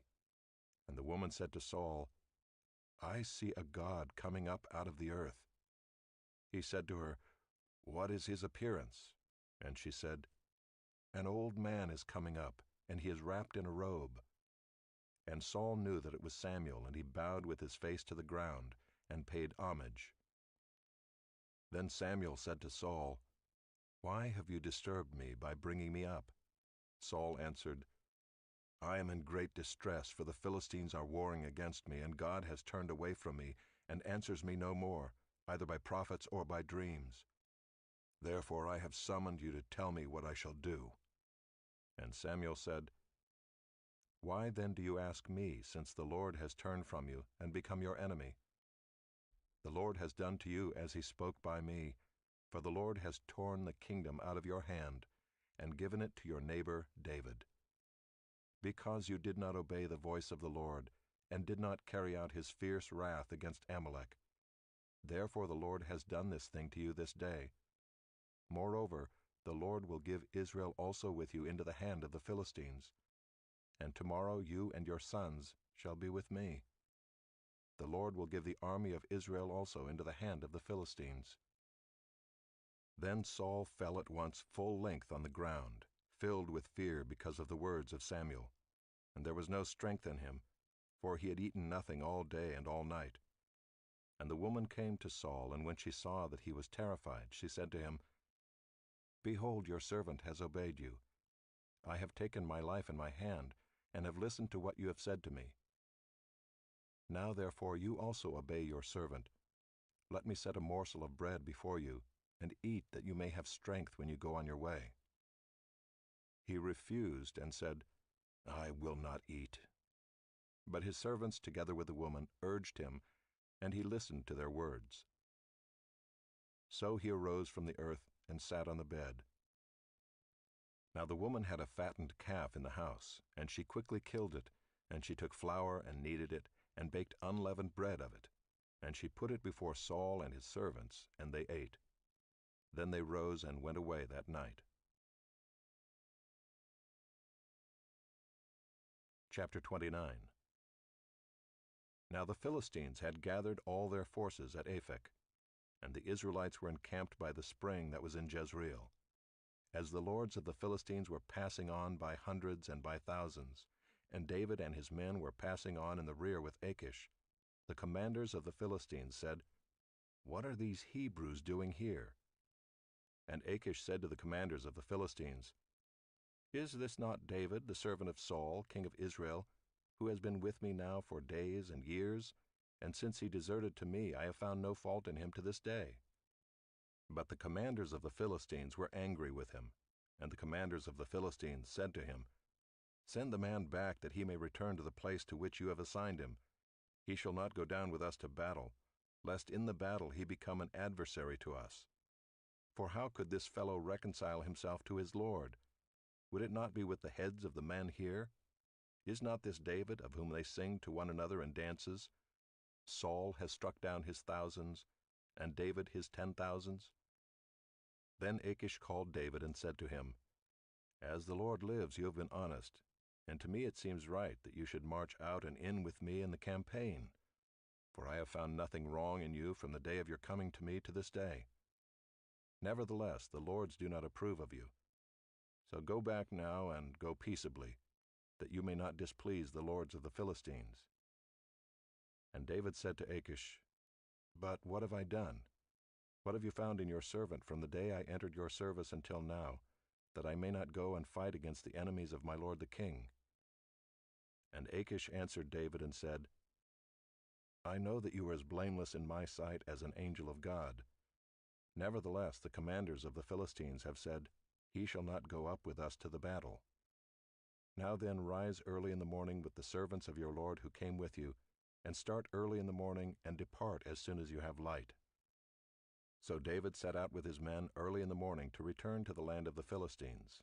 But the Philistines went up to Jezreel. Chapter 30. Now when David and his men came to Ziklag on the third day, the Amalekites had made a raid against the Negeb and against Ziklag. They had overcome Ziklag and burned it with fire, and taken captive the women and all who were in it, both small and great. They killed no one, but carried them off and went their way. And when David and his men came to the city, they found it burned with fire, and their wives and sons and daughters taken captive. Then David and the people who were with him raised their voices and wept until they had no more strength to weep. David's 2 wives also had been taken captive, Ahinoam of Jezreel, and Abigail the wife of Nabal of Carmel. And David was greatly distressed, for the people spoke of stoning him, because all the people were bitter in soul, each for his sons and daughters. But David strengthened himself in the Lord his God. And David said to Abiathar the priest, the son of Ahimelech, "Bring me the ephod." So Abiathar brought the ephod to David. And David inquired of the Lord, "Shall I pursue after this band? Shall I overtake them?" He answered him, "Pursue, for you shall surely overtake, and shall surely rescue." So David set out and the 600 men who were with him, and they came to the brook Besor, where those who were left behind stayed. But David pursued, he and 400 men. 200 stayed behind, who were too exhausted to cross the brook Besor. They found an Egyptian in the open country and brought him to David. And they gave him bread, and he ate. They gave him water to drink, and they gave him a piece of a cake of figs and 2 clusters of raisins. And when he had eaten, his spirit revived, for he had not eaten bread or drunk water for 3 days and 3 nights. And David said to him, "To whom do you belong, and where are you from?" He said, "I am a young man of Egypt, servant to an Amalekite, and my master left me behind because I fell sick 3 days ago. We had made a raid against the Negeb of the Kerethites and against that which belongs to Judah, and against the Negeb of Caleb, and we burned Ziklag with fire." And David said to him, "Will you take me down to this band?" And he said, "Swear to me by God that you will not kill me or deliver me into the hands of my master, and I will take you down to this band." And when he had taken him down, behold, they were spread abroad over all the land, eating and drinking and dancing, because of all the great spoil they had taken from the land of the Philistines and from the land of Judah. And David struck them down from twilight until the evening of the next day, and not a man of them escaped, except 400 young men, who mounted camels and fled. David recovered all that the Amalekites had taken, and David rescued his 2 wives. Nothing was missing, whether small or great, sons or daughters, spoil or anything that had been taken. David brought back all. David also captured all the flocks and herds, and the people drove the livestock before him, and said, "This is David's spoil." Then David came to the 200 men who had been too exhausted to follow David, and who had been left at the brook Besor. And they went out to meet David and to meet the people who were with him. And when David came near to the people, he greeted them. Then all the wicked and worthless fellows among the men who had gone with David said, "Because they did not go with us, we will not give them any of the spoil that we have recovered, except that each man may lead away his wife and children and depart." But David said, "You shall not do so, my brothers, with what the Lord has given us. He has preserved us and given into our hand the band that came against us. Who would listen to you in this matter? For as his share is who goes down into the battle, so shall his share be who stays by the baggage. They shall share alike." And he made it a statute and a rule for Israel from that day forward to this day. When David came to Ziklag, he sent part of the spoil to his friends, the elders of Judah, saying, "Here is a present for you from the spoil of the enemies of the Lord." It was for those in Bethel, in Ramoth of the Negeb, in Jatir, in Aroer, in Siphmoth, in Eshtemoa, in Rachel, in the cities of the Jerahmeelites, in the cities of the Kenites, in Hormah, in Boration, in Athek, in Hebron, for all the places where David and his men had roamed. Chapter 31. Now the Philistines were fighting against Israel, and the men of Israel fled before the Philistines and fell slain on Mount Gilboa. And the Philistines overtook Saul and his sons, and the Philistines struck down Jonathan and Abinadab and Malchishua, the sons of Saul. The battle pressed hard against Saul, and the archers found him, and he was badly wounded by the archers. Then Saul said to his armor-bearer, "Draw your sword and thrust me through with it, lest these uncircumcised come and thrust me through and mistreat me." But his armor-bearer would not, for he feared greatly. Therefore Saul took his own sword and fell upon it. And when his armor-bearer saw that Saul was dead, he also fell upon his sword and died with him.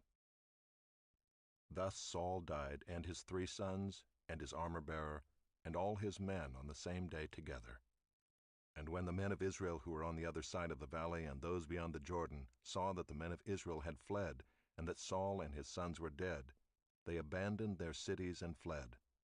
And the Philistines came and lived in them. The next day, when the Philistines came to strip the slain, they found Saul and his 3 sons fallen on Mount Gilboa. So they cut off his head and stripped off his armor, and sent messengers throughout the land of the Philistines, to carry the good news to the house of their idols and to the people. They put his armor in the temple of Ashtaroth, and they fastened his body to the wall of Bethshan. But when the inhabitants of Jabesh-Gilead heard what the Philistines had done to Saul, all the valiant men arose and went all night, and took the body of Saul and the bodies of his sons from the wall of Bethshan, and they came to Jabesh and burned them there. And they took their bones and buried them under the tamarisk tree in Jabesh, and fasted 7 days. 2 Samuel, chapter 1. After the death of Saul, when David had returned from striking down the Amalekites, David remained 2 days in Ziklag. And on the 3rd day, behold, a man came from Saul's camp, with his clothes torn and dirt on his head. And when he came to David, he fell to the ground and paid homage. David said to him, "Where do you come from?" And he said to him, "I have escaped from the camp of Israel." And David said to him, "How did it go? Tell me." And he answered, "The people fled from the battle, and also many of the people have fallen and are dead, and Saul and his son Jonathan are also dead." Then David said to the young man who told him, "How do you know that Saul and his son Jonathan are dead?" And the young man who told him said, "By chance I happened to be on Mount Gilboa, and there was Saul leaning on his spear, and behold, the chariots and the horsemen were close upon him. And when he looked behind him, he saw me, and called to me. And I answered, 'Here I am.' And he said to me, 'Who are you?' I answered him, 'I am an Amalekite.' And he said to me, 'Stand beside me and kill me, for anguish has seized me, and yet my life still lingers.' So I stood beside him and killed him, because I was sure that he could not live after he had fallen. And I took the crown that was on his head and the armlet that was on his arm, and I have brought them here to my lord." Then David took hold of his clothes and tore them, and so did all the men who were with him. And they mourned and wept and fasted until evening for Saul and for Jonathan his son, and for the people of the Lord and for the house of Israel, because they had fallen by the sword. And David said to the young man who told him, "Where do you come from?" And he answered, "I am the son of a sojourner, an Amalekite." David said to him, "How is it you were not afraid to put out your hand to destroy the Lord's anointed?" Then David called one of the young men and said, "Go, execute him." And he struck him down so that he died. And David said to him, "Your blood be on your head, for your own mouth has testified against you, saying, 'I have killed the Lord's anointed.'" And David lamented with this lamentation over Saul and Jonathan his son, and he said it should be taught to the people of Judah. Behold, it is written in the book of Jasher. He said, "Your glory, O Israel, is slain on your high places. How the mighty have fallen. Tell it not in Gath, publish it not in the streets of Ashkelon, lest the daughters of the Philistines rejoice, lest the daughters of the uncircumcised exult. You mountains of Gilboa, let there be no dew or rain upon you, nor fields of offerings. For there the shield of the mighty was defiled, the shield of Saul not anointed with oil. From the blood of the slain, from the fat of the mighty, the bow of Jonathan turned not back, and the sword of Saul returned not empty. Saul and Jonathan, beloved and lovely. In life and in death they were not divided. They were swifter than eagles, they were stronger than lions. You daughters of Israel, weep over Saul, who clothed you luxuriously in scarlet, who put ornaments of gold on your apparel. How the mighty have fallen in the midst of the battle. Jonathan lies slain on your high places. I am distressed for you, my brother Jonathan. Very pleasant have you been to me. Your love to me was extraordinary, surpassing the love of women. How the mighty have fallen, and the weapons of war perished. Chapter 2. After this David inquired of the Lord, "Shall I go up into any of the cities of Judah?" And the Lord said to him, "Go up." David said, "To which shall I go up?" And he said, "To Hebron." So David went up there, and his 2 wives also, Ahinoam of Jezreel, and Abigail the widow of Nabal of Carmel. And David brought up his men who were with him, every one with his household, and they lived in the towns of Hebron. And the men of Judah came, and there they anointed David king over the house of Judah. When they told David, "It was the men of Jabesh-Gilead who buried Saul," David sent messengers to the men of Jabesh Gilead and said to them, "May you be blessed by the Lord, because you showed this loyalty to Saul your lord and buried him. Now may the Lord show steadfast love and faithfulness to you, and I will do good to you because you have done this thing. Now therefore let your hands be strong and be valiant, for Saul your lord is dead, and the house of Judah has anointed me king over them." But Abner the son of Ner, commander of Saul's army, took Ishbosheth the son of Saul, and brought him over to Mahanaim, and he made him king over Gilead and the Asherites and Jezreel and Ephraim and Benjamin and all Israel. Ishbosheth, Saul's son, was 40 years old when he began to reign over Israel, and he reigned 2 years. But the house of Judah followed David, and the time that David was king in Hebron over the house of Judah was 7 years and 6 months. Abner the son of Ner and the servants of Ishbosheth the son of Saul went out from Mahanaim to Gibeon. And Joab the son of Zeruiah and the servants of David went out and met them at the pool of Gibeon. And they sat down, the one on the one side of the pool, and the other on the other side of the pool. And Abner said to Joab, "Let the young men arise and compete before us." And Joab said, "Let them arise."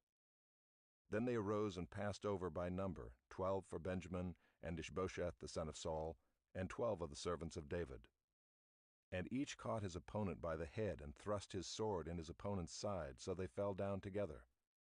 Therefore that place was called Helkath Hazurim, which is at Gibeon. And the battle was very fierce that day, and Abner and the men of Israel were beaten before the servants of David. And the 3 sons of Zeruiah were there, Joab, Abishai, and Asahel. Now Asahel was as swift of foot as a wild gazelle. And Asahel pursued Abner, and as he went, he turned neither to the right hand nor to the left from following Abner. Then Abner looked behind him and said, "Is it you, Asahel?" And he answered, "It is I."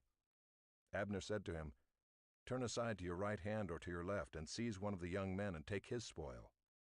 But Asahel would not turn aside from following him. And Abner said again to Asahel, "Turn aside from following me. Why should I strike you to the ground? How then could I lift up my face to your brother Joab?" But he refused to turn aside. Therefore Abner struck him in the stomach with the butt of his spear, so that the spear came out at his back. And he fell there and died where he was. And all who came to the place where Asahel had fallen and died stood still. But Joab and Abishai pursued Abner. And as the sun was going down, they came to the hill of Ammah, which lies before Giah, on the way to the wilderness of Gibeon.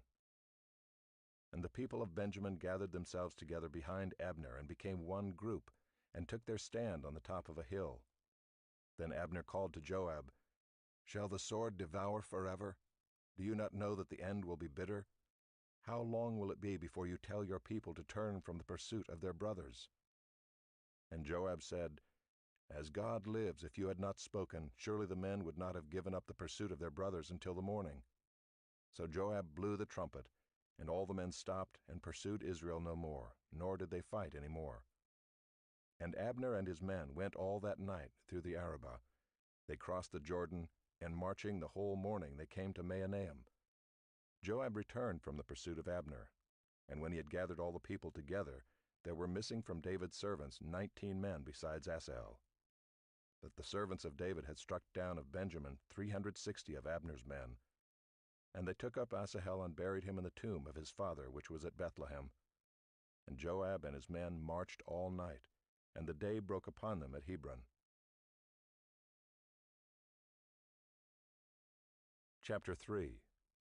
There was a long war between the house of Saul and the house of David, and David grew stronger and stronger, while the house of Saul became weaker and weaker.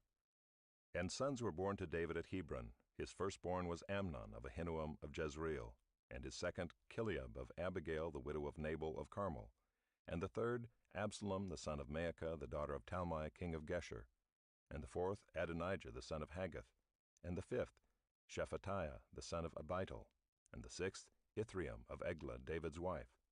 These were born to David in Hebron. While there was war between the house of Saul and the house of David, Abner was making himself strong in the house of Saul. Now Saul had a concubine whose name was Rizpah, the daughter of Aiah. And Ishbosheth said to Abner, "Why have you gone into my father's concubine?"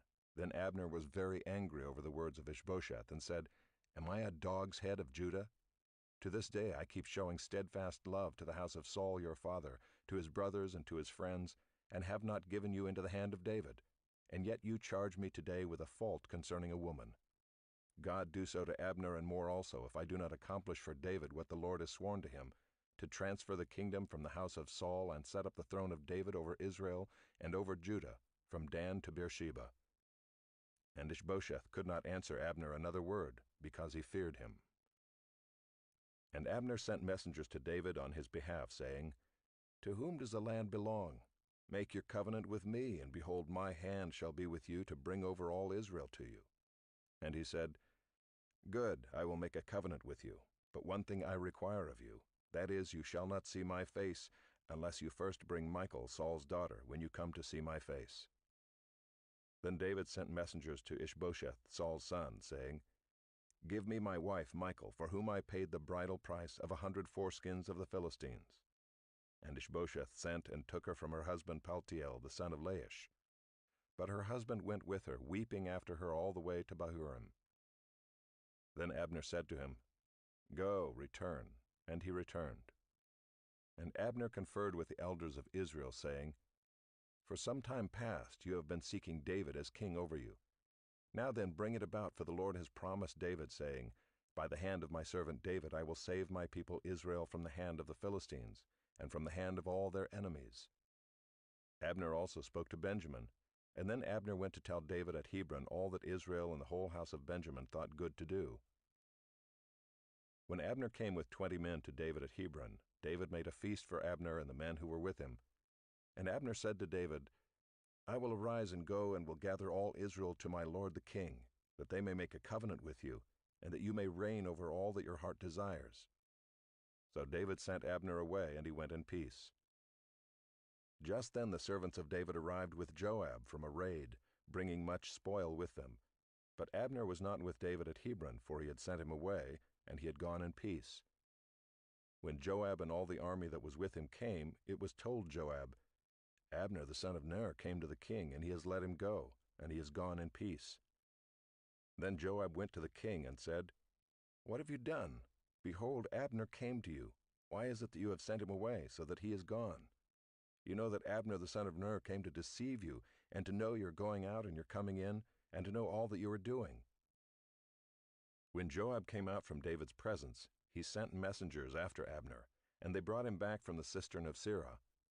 But David did not know about it, and when Abner returned to Hebron, Joab took him aside into the midst of the gate to speak with him privately, and there he struck him in the stomach so that he died, for the blood of Asahel his brother.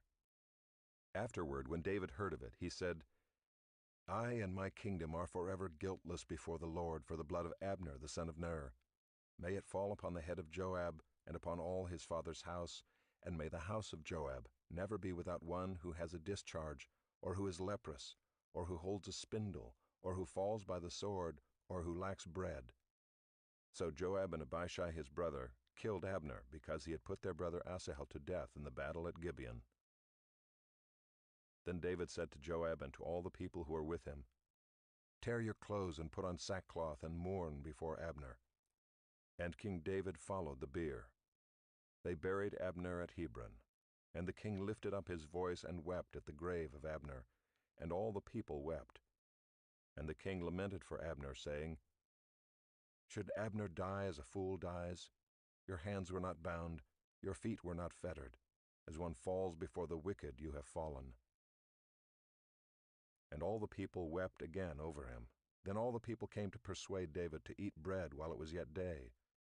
But David swore, saying, "God do so to me and more also, if I taste bread or anything else, till the sun goes down." And all the people took notice of it, and it pleased them, as everything that the king did pleased all the people.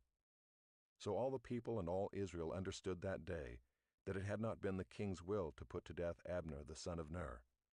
And the king said to his servants, "Do you not know that a prince and a great man has fallen this day in Israel? And I was gentle today, though anointed king.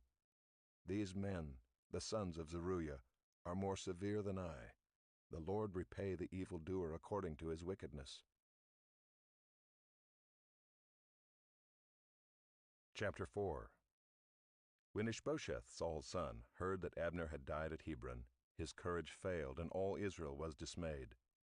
Now Saul's son had 2 men who were captains of raiding bands. The name of the one was Baanah, and the name of the other Rechab, sons of Rimmon, a man of Benjamin from Beeroth, for Beeroth also is counted part of Benjamin. The Beerothites fled to Gibeon, and have been sojourners there to this day. Jonathan the son of Saul had a son who was crippled in his feet. He was 5 years old when the news about Saul and Jonathan came from Jezreel, and his nurse took him up and fled. And as she fled in her haste, he fell and became lame, and his name was Mephibosheth.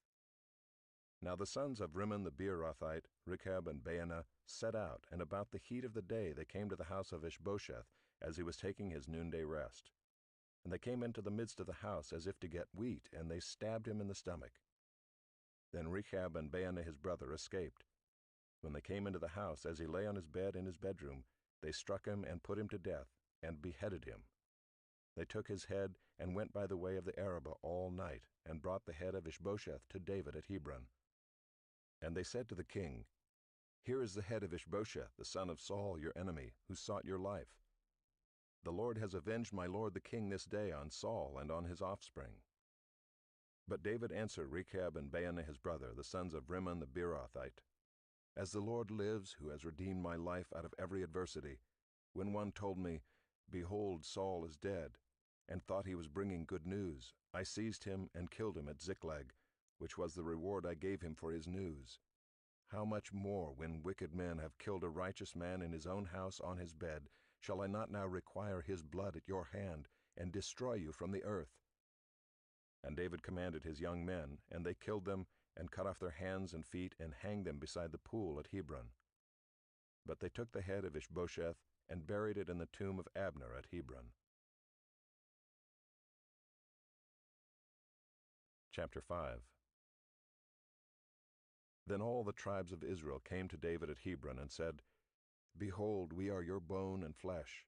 In times past, when Saul was king over us, it was you who led out and brought in Israel, and the Lord said to you, 'You shall be shepherd of my people Israel, and you shall be prince over Israel.' So all the elders of Israel came to the king at Hebron, and King David made a covenant with them at Hebron before the Lord. Worrying about the culture. And they anointed David Find out king about over Israel. David was 30 years old when he began to reign, and he reigned 40 years. At Hebron he reigned over Judah 7 years and 6 months, and at Jerusalem he reigned over all Israel and Judah 33 years. And the king and his men went to Jerusalem against the Jebusites, the inhabitants of the land, who said to David, "You will not come in here, but the blind and the lame will ward you off," thinking, "David cannot come in here." Nevertheless, David took the stronghold of Zion, that is, the city of David. And David said on that day, "Whoever would strike the Jebusites, let him get up the water shaft, to attack the lame and the blind, who are hated by David's soul. Therefore it is said, 'The blind and the lame shall not come into the house.'" And David lived in the stronghold and called it the city of David. And David built the city all around from the Millo inward. And David became greater and greater, for the Lord, the God of hosts, was with him. And Hiram king of Tyre sent messengers to David, and cedar trees, also carpenters and masons, who built David a house. And David knew that the Lord had established him king over Israel, and that he had exalted his kingdom for the sake of his people Israel. And David took more concubines and wives from Jerusalem, after he came from Hebron, and more sons and daughters were born to David. And these are the names of those who were born to him in Jerusalem: Shemuiah, Shobab, Nathan, Solomon, Ibhar, Elishua, Nepheg, Japhiah, Elishama, Eliada, and Eliphalet. When the Philistines heard that David had been anointed king over Israel, all the Philistines went up to search for David. But David heard of it and went down to the stronghold. Now the Philistines had come and spread out in the valley of Rephaim, and David inquired of the Lord, "Shall I go up against the Philistines? Will you give them into my hand?" And the Lord said to David, "Go up, for I will certainly give the Philistines into your hand." And David came to Baal Perazim, and David defeated them there. And he said, The Lord has broken through my enemies before me like a breaking flood. Therefore the name of that place is called Baal-perazim. And the Philistines left their idols there, and David and his men carried them away. And the Philistines came up yet again and spread out in the valley of Rephaim.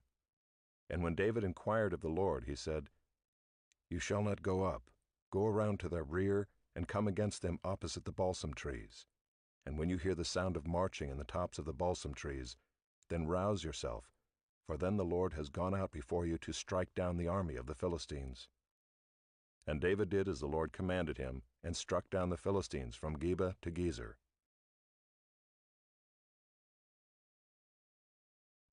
Chapter 6.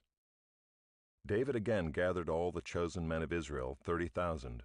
And David arose and went with all the people who were with him from Baale Judah, to bring up from there the ark of God, which is called by the name of the Lord of hosts, who sits enthroned on the cherubim. And they carried the ark of God on a new cart, and brought it out of the house of Abinadab, which was on the hill. And Uzzah and Ahio, the sons of Abinadab, were driving the new cart with the ark of God, and Ahio went before the ark. And David and all the house of Israel were celebrating before the Lord, with songs and lyres and harps and tambourines and castanets and cymbals. And when they came to the threshing floor of Nacon, Uzzah put up his hand to the ark of God, and took hold of it, for the oxen stumbled. And the anger of the Lord was kindled against Uzzah, and God struck him down there because of his error, and he died there beside the ark of God. And David was angry because the Lord had broken out against Uzzah, and that place is called Perez Uzzah to this day.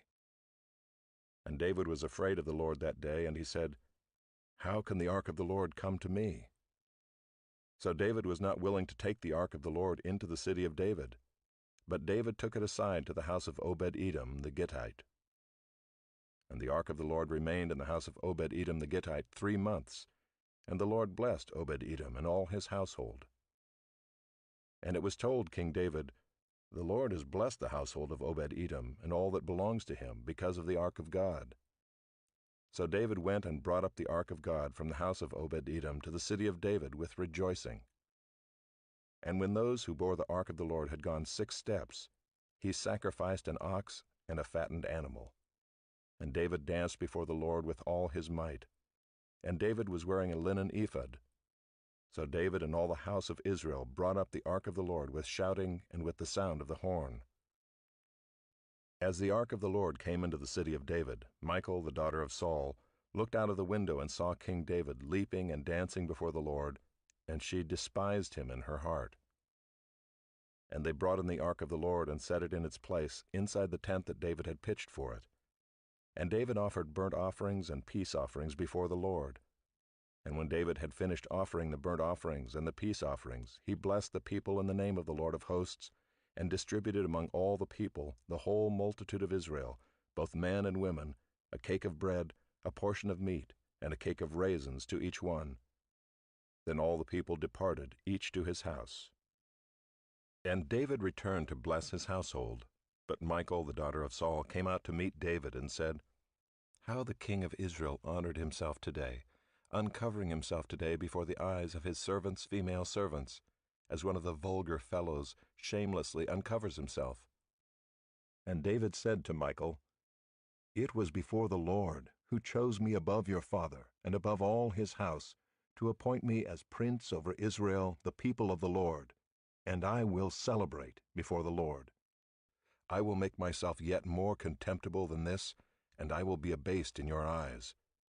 But by the female servants of whom you have spoken, by them I shall be held in honor.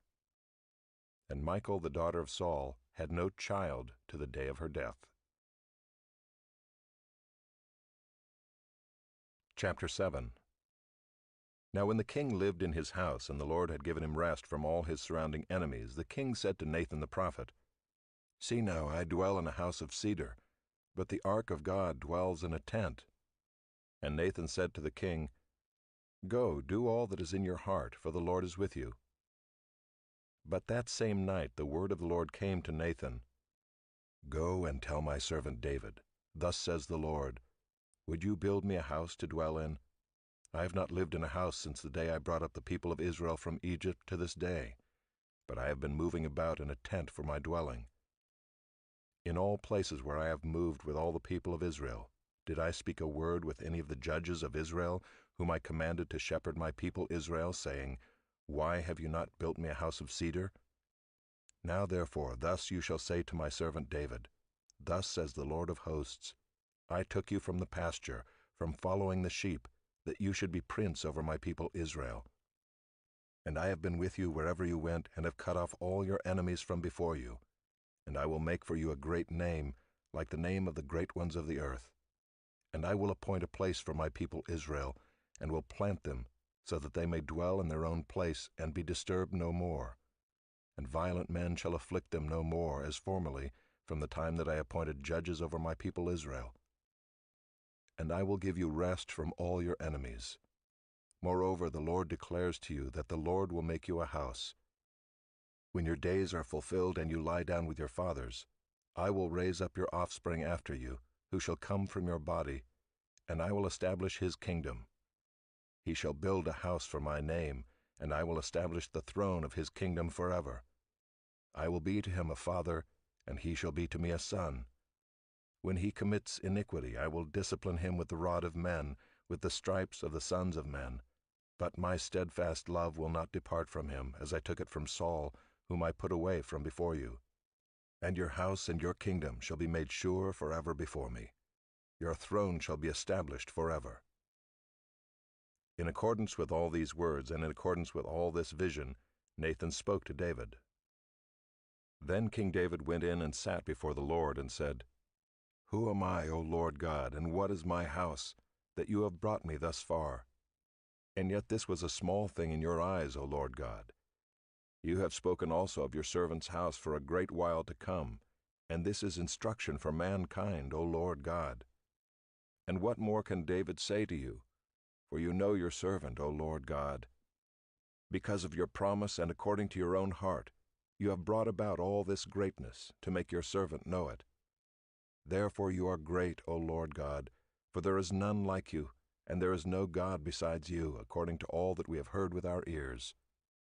And who is like your people Israel, the one nation on earth whom God went to redeem to be his people, making himself a name and doing for them great and awesome things, by driving out before your people, whom you redeemed for yourself from Egypt, a nation and its gods?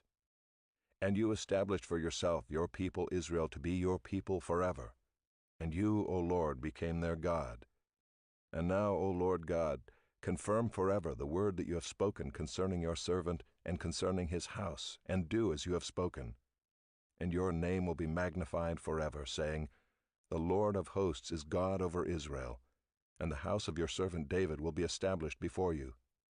For you, O Lord of hosts, the God of Israel, have made this revelation to your servant, saying, I will build you a house. Therefore your servant has found courage to pray this prayer to you. And now, O Lord God, you are God, and your words are true, and you have promised this good thing to your servant. Now therefore may it please you to bless the house of your servant, so that it may continue forever before you. For you, O Lord God, have spoken, and with your blessing shall the house of your servant be blessed forever.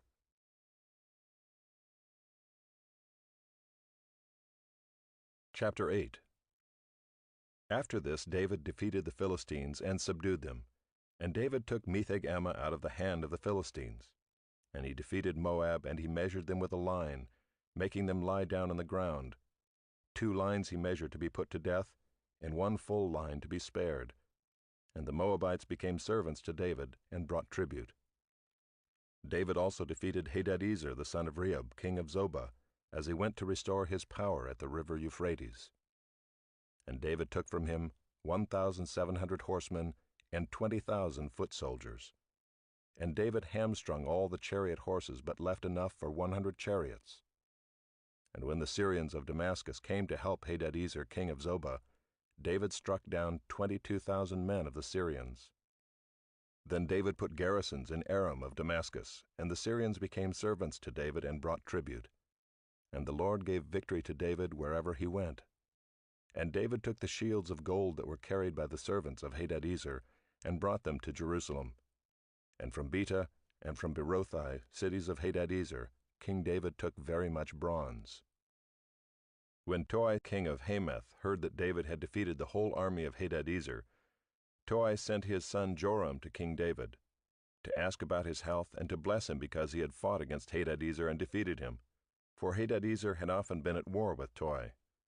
And Joram brought with him articles of silver, of gold, and of bronze. These also King David dedicated to the Lord, together with the silver and gold that he dedicated from all the nations he subdued, from Edom, Moab, the Ammonites, the Philistines, Amalek, and from the spoil of Hadadezer, the son of Rehob, king of Zobah. And David made a name for himself when he returned from striking down 18,000 Edomites in the valley of Salt. Then he put garrisons in Edom. Throughout all Edom he put garrisons, and all the Edomites became David's servants. And the Lord gave victory to David wherever he went. So David reigned over all Israel, and David administered justice and equity to all his people. Joab the son of Zeruiah was over the army, and Jehoshaphat the son of Ahilud was recorder, and Zadok the son of Ahitub and Ahimelech the son of Abiathar were priests, and Seraiah was secretary, and Benaiah the son of Jehoiada was over the Kerethites and the Pelethites, and David's sons were priests. Chapter 9.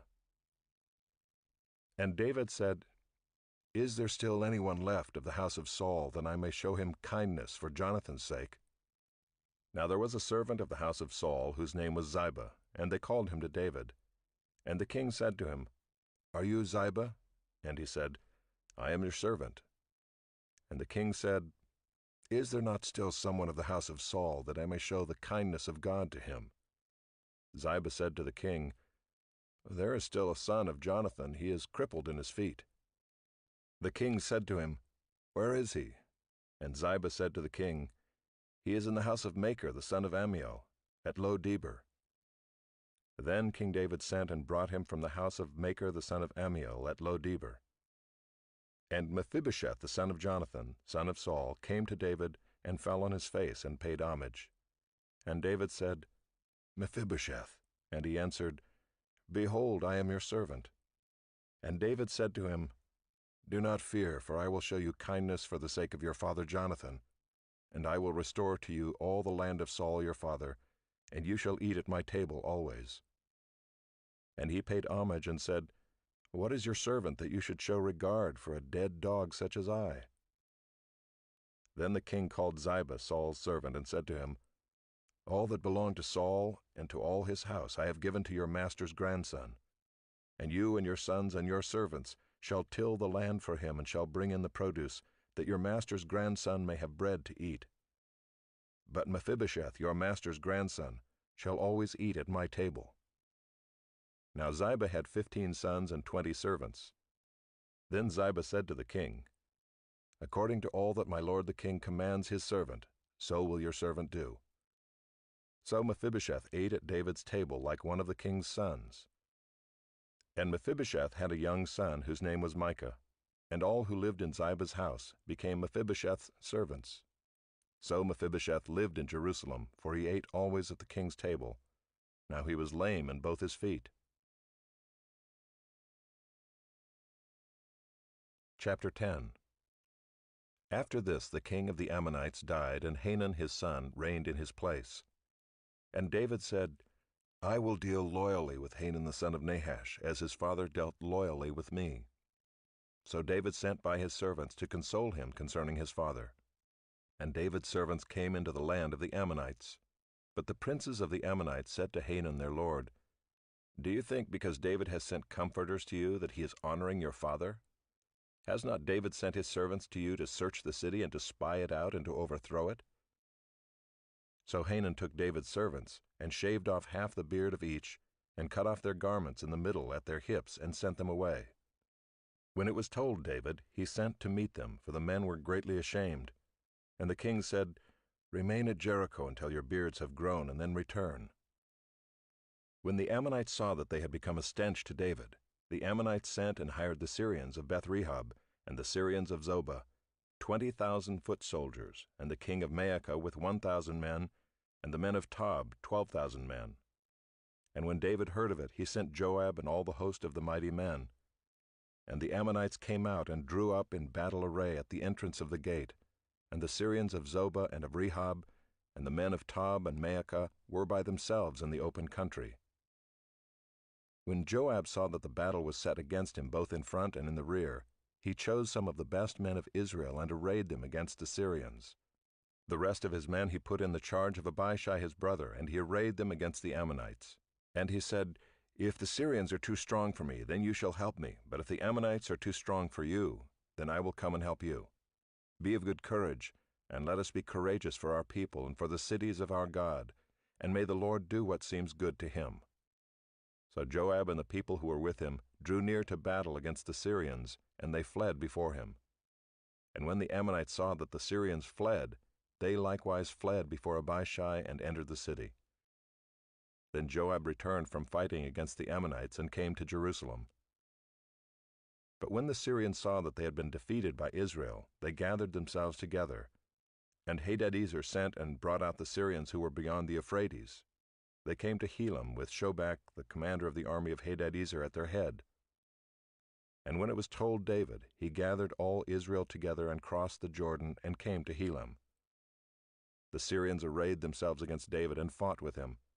And the Syrians fled before Israel, and David killed of the Syrians the men of 700 chariots, and 40,000 horsemen, and wounded Shobach the commander of their army, so that he died there. And when all the kings who were servants of Hadadezer saw that they had been defeated by Israel, they made peace with Israel and became subject to them. So the Syrians were afraid to save the Ammonites any more. Chapter 11. In the spring of the year, the time when kings go out to battle, David sent Joab and his servants with him and all Israel.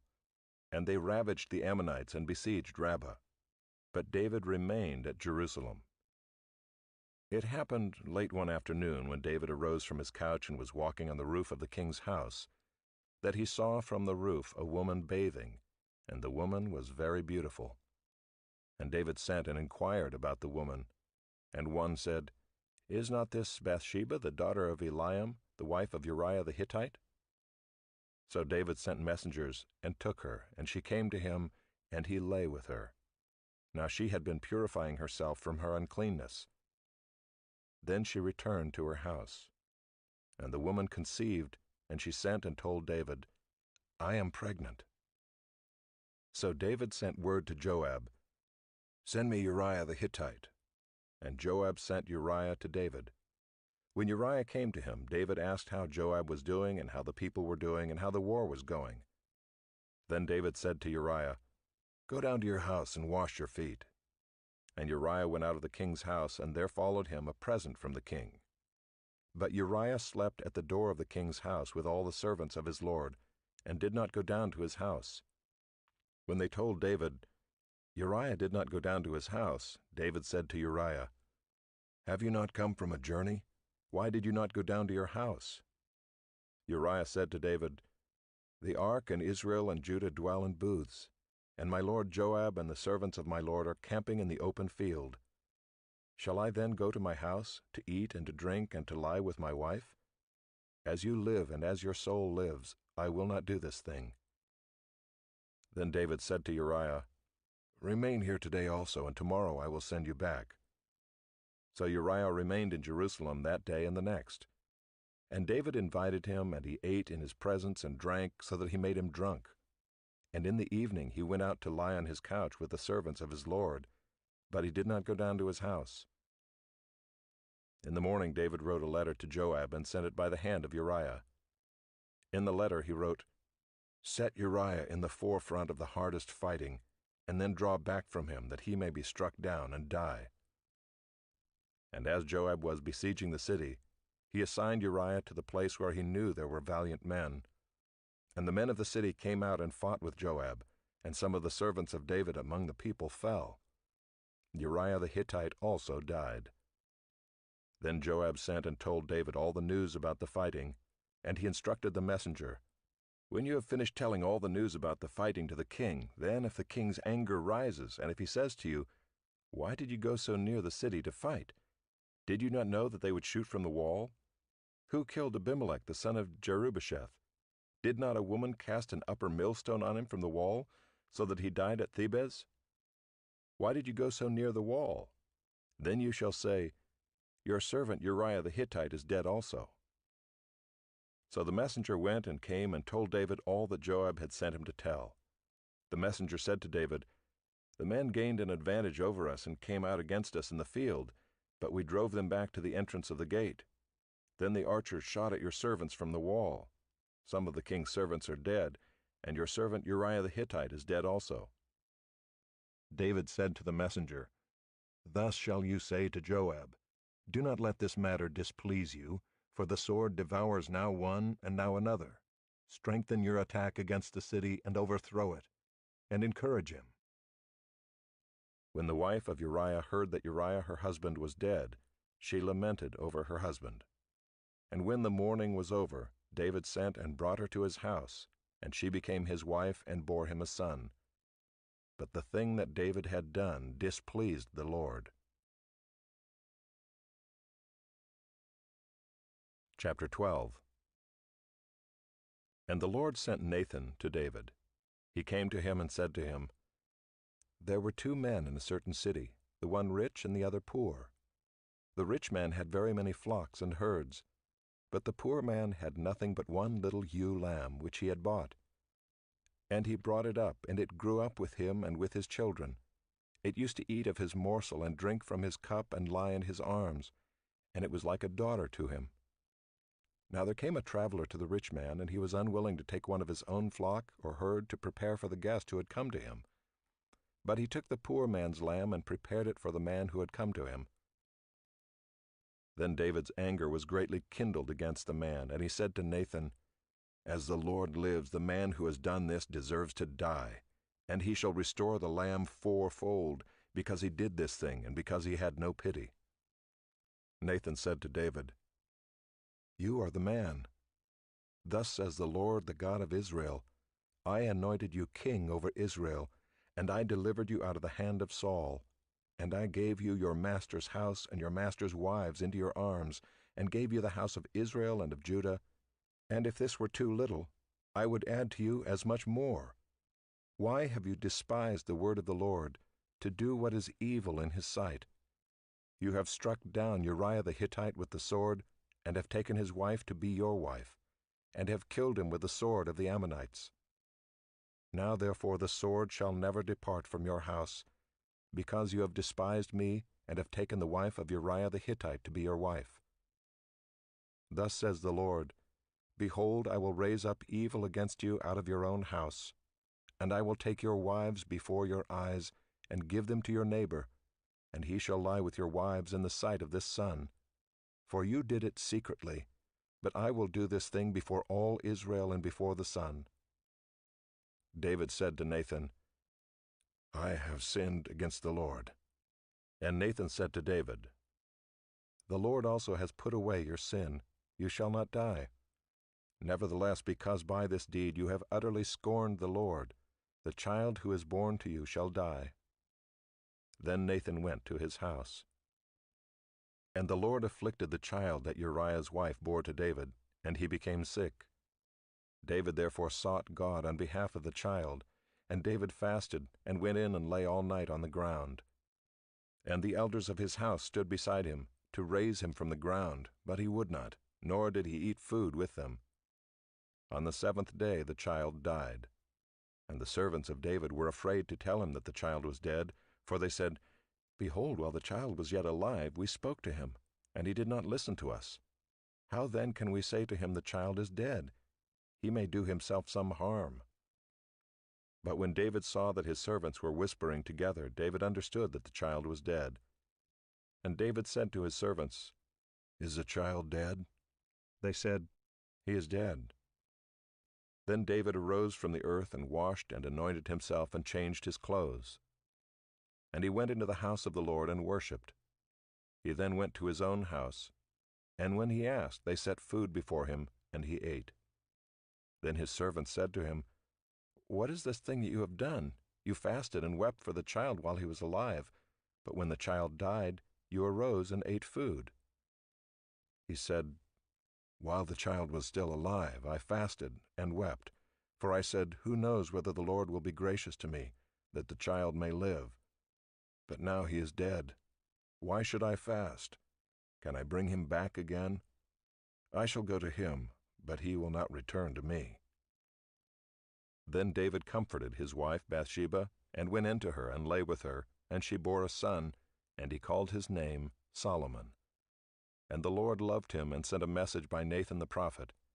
So he called his name Jedidiah because of the Lord. Now Joab fought against Rabbah of the Ammonites and took the royal city. And Joab sent messengers to David and said, "I have fought against Rabbah, moreover I have taken the city of waters. Now then gather the rest of the people together and encamp against the city and take it, lest I take the city and it be called by my name." So David gathered all the people together and went to Rabbah and fought against it and took it. And he took the crown of their king from his head. The weight of it was a talent of gold, and in it was a precious stone, and it was placed on David's head. And he brought out the spoil of the city, a very great amount. And he brought out the people who were in it, and set them to labor with saws and iron picks and iron axes, and made them toil at the brick kilns. And thus he did to all the cities of the Ammonites. Then David and all the people returned to Jerusalem.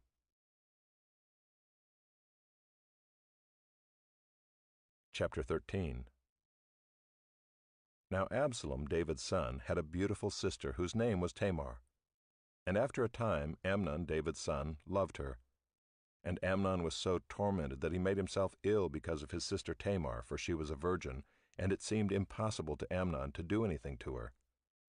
But Amnon had a friend whose name was Jonadab, the son of Shimeah, David's brother.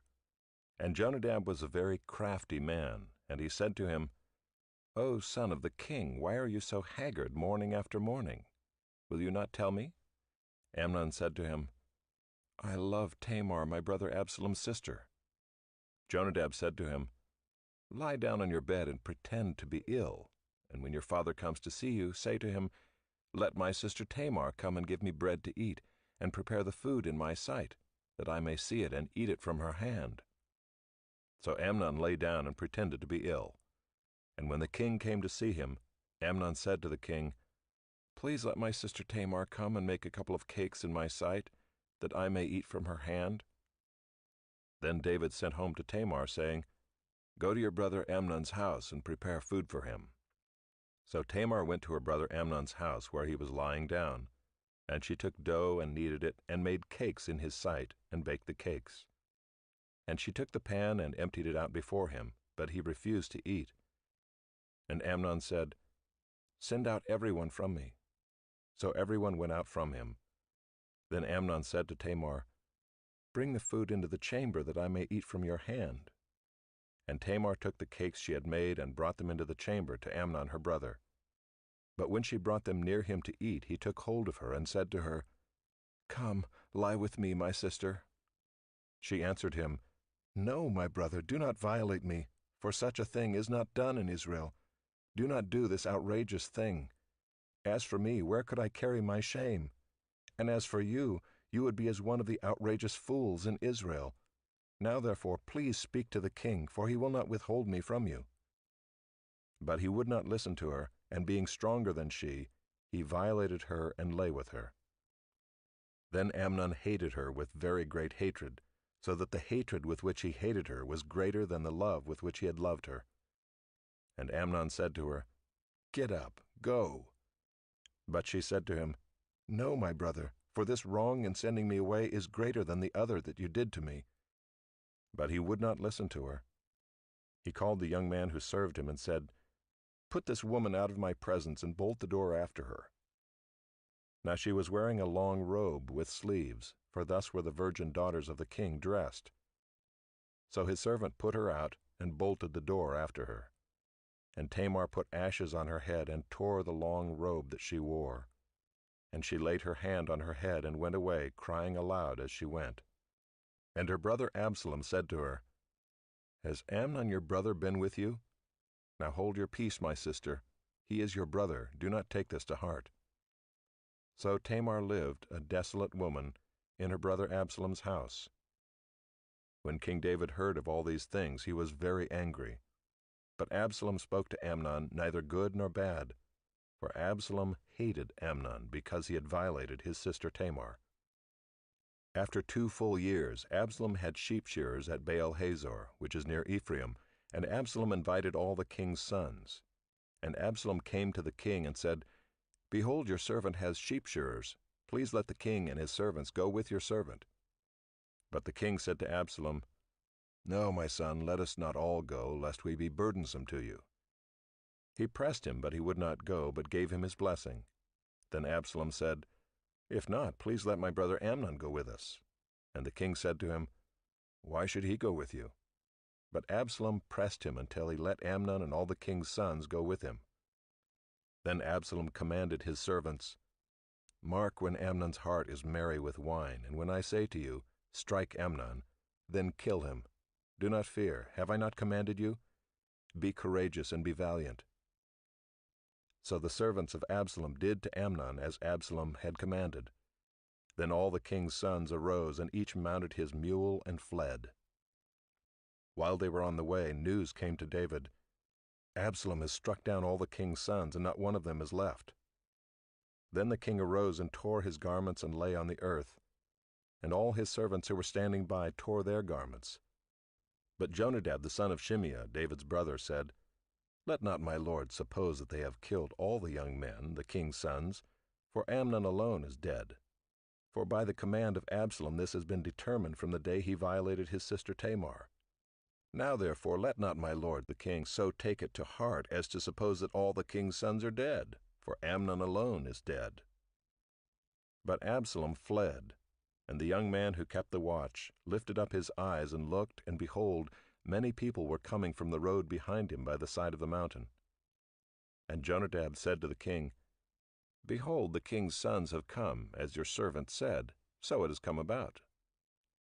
And as soon as he had finished speaking, behold, the king's sons came and lifted up their voice and wept. And the king also and all his servants wept very bitterly. But Absalom fled and went to Talmai the son of Ammihud, king of Geshur. And David mourned for his son day after day. So Absalom fled and went to Geshur and was there 3 years. And the spirit of the king longed to go out to Absalom, because he was comforted about Amnon, since he was dead. Chapter 14. Now Joab the son of Zeruiah knew that the king's heart went out to Absalom. And Joab sent to Tekoa and brought from there a wise woman and said to her, "Pretend to be a mourner and put on mourning garments. Do not anoint yourself with oil, but behave like a woman who has been mourning many days for the dead. Go to the king and speak thus to him." So Joab put the words in her mouth. When the woman of Tekoa came to the king, she fell on her face to the ground and paid homage and said, "Save me, O king." And the king said to her, "What is your trouble?" She answered, "Alas, I am a widow, my husband is dead. And your servant had 2 sons, and they quarreled with one another in the field. There was no one to separate them, and one struck the other and killed him. And now the whole clan has risen against your servant, and they say, 'Give up the man who struck his brother, that we may put him to death for the life of his brother whom he killed.' And so they would destroy the heir also. Thus they would quench my coal that is left, and leave to my husband neither name nor remnant on the face of the earth." Then the king said to the woman, "Go to your house, and I will give orders concerning you." And the woman of Tekoa said to the king, "On me be the guilt, my lord the king, and on my father's house. Let the king and his throne be guiltless." The king said, "If anyone says anything to you, bring him to me, and he shall never touch you again." Then she said, "Please let the king invoke the Lord your God, that the avenger of blood kill no more, and my son be not destroyed." He said, "As the Lord lives, not one hair of your son shall fall to the ground." Then the woman said, "Please let your servant speak a word to my lord the king." He said, "Speak." And the woman said, "Why then have you planned such a thing against the people of God? For in giving this decision the king convicts himself, inasmuch as the king does not bring his banished one home again. We must all die, We are like water spilled on the ground, which cannot be gathered up again. But God will not take away life, and he devises means so that the banished one will not remain an outcast. Now I have come to say this to my lord the king, because the people have made me afraid, and your servant thought, I will speak to the king. It may be that the king will perform the request of his servant. For the king will hear and deliver his servant from the hand of the man who would destroy me and my son together from the heritage of God. And your servant thought, the word of my lord the king will set me at rest. For my lord the king is like the angel of God to discern good and evil. The Lord your God be with you.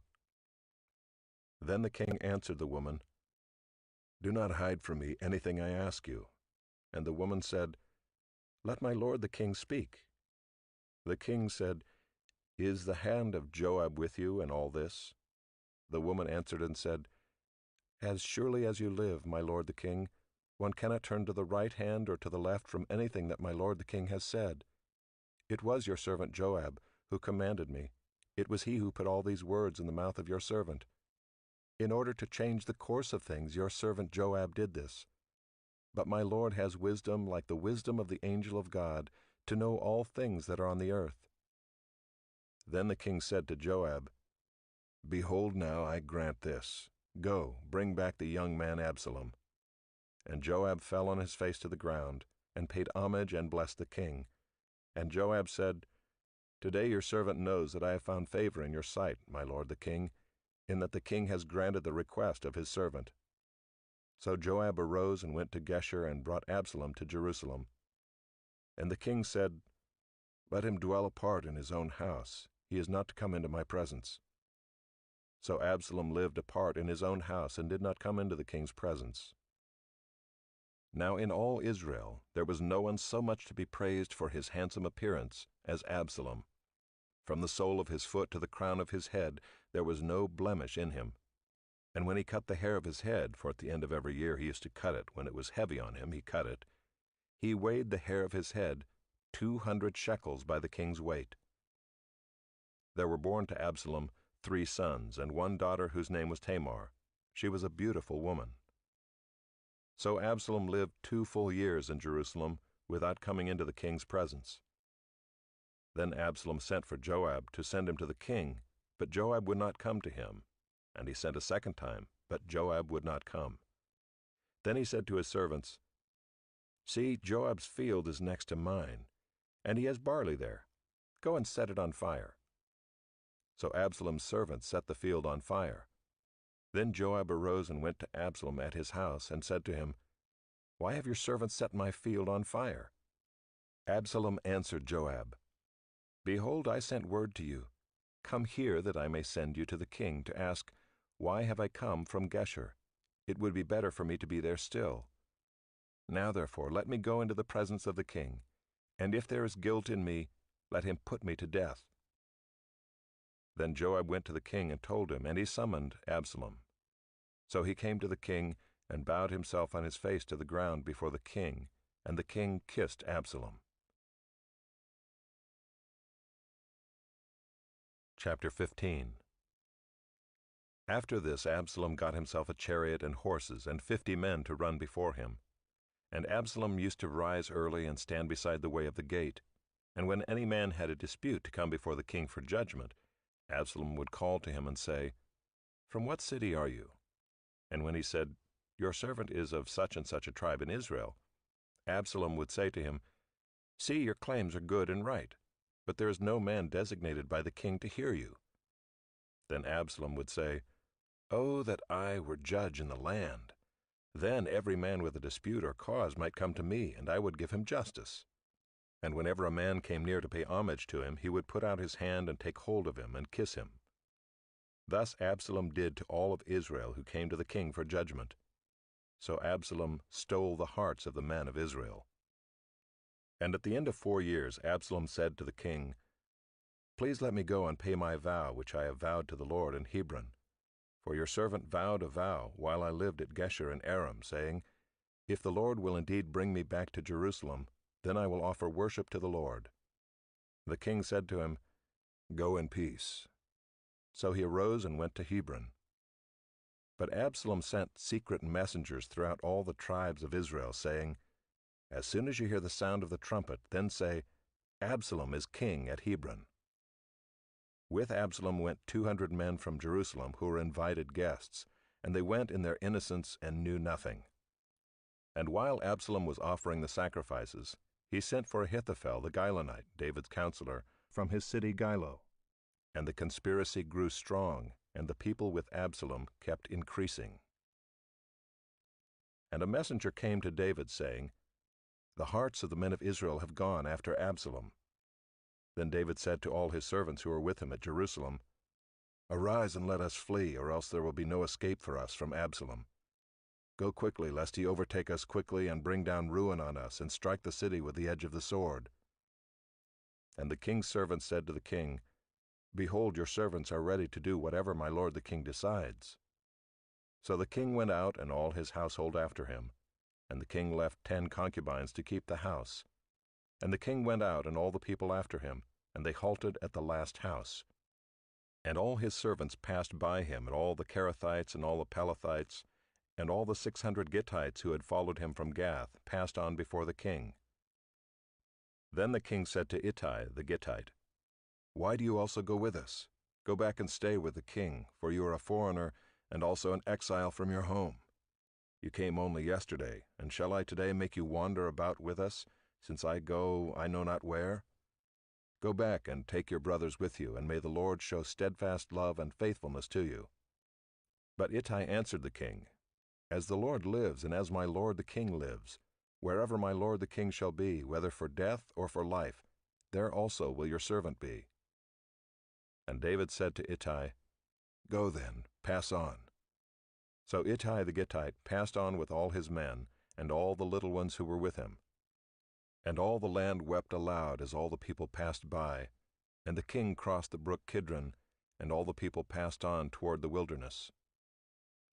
And Abiathar came up, and behold, Zadok came also with all the Levites, bearing the ark of the covenant of God. And they set down the ark of God until the people had all passed out of the city. Then the king said to Zadok, "Carry the ark of God back into the city. If I find favor in the eyes of the Lord, he will bring me back and let me see both it and his dwelling place. But if he says, 'I have no pleasure in you,' behold, here I am. Let him do to me what seems good to him." The king also said to Zadok the priest, "Are you not a seer? Go back to the city in peace with your 2 sons, Ahimaaz your son and Jonathan the son of Abiathar. See, I will wait at the fords of the wilderness until word comes from you to inform me." So Zadok and Abiathar carried the ark of God back to Jerusalem, and they remained there.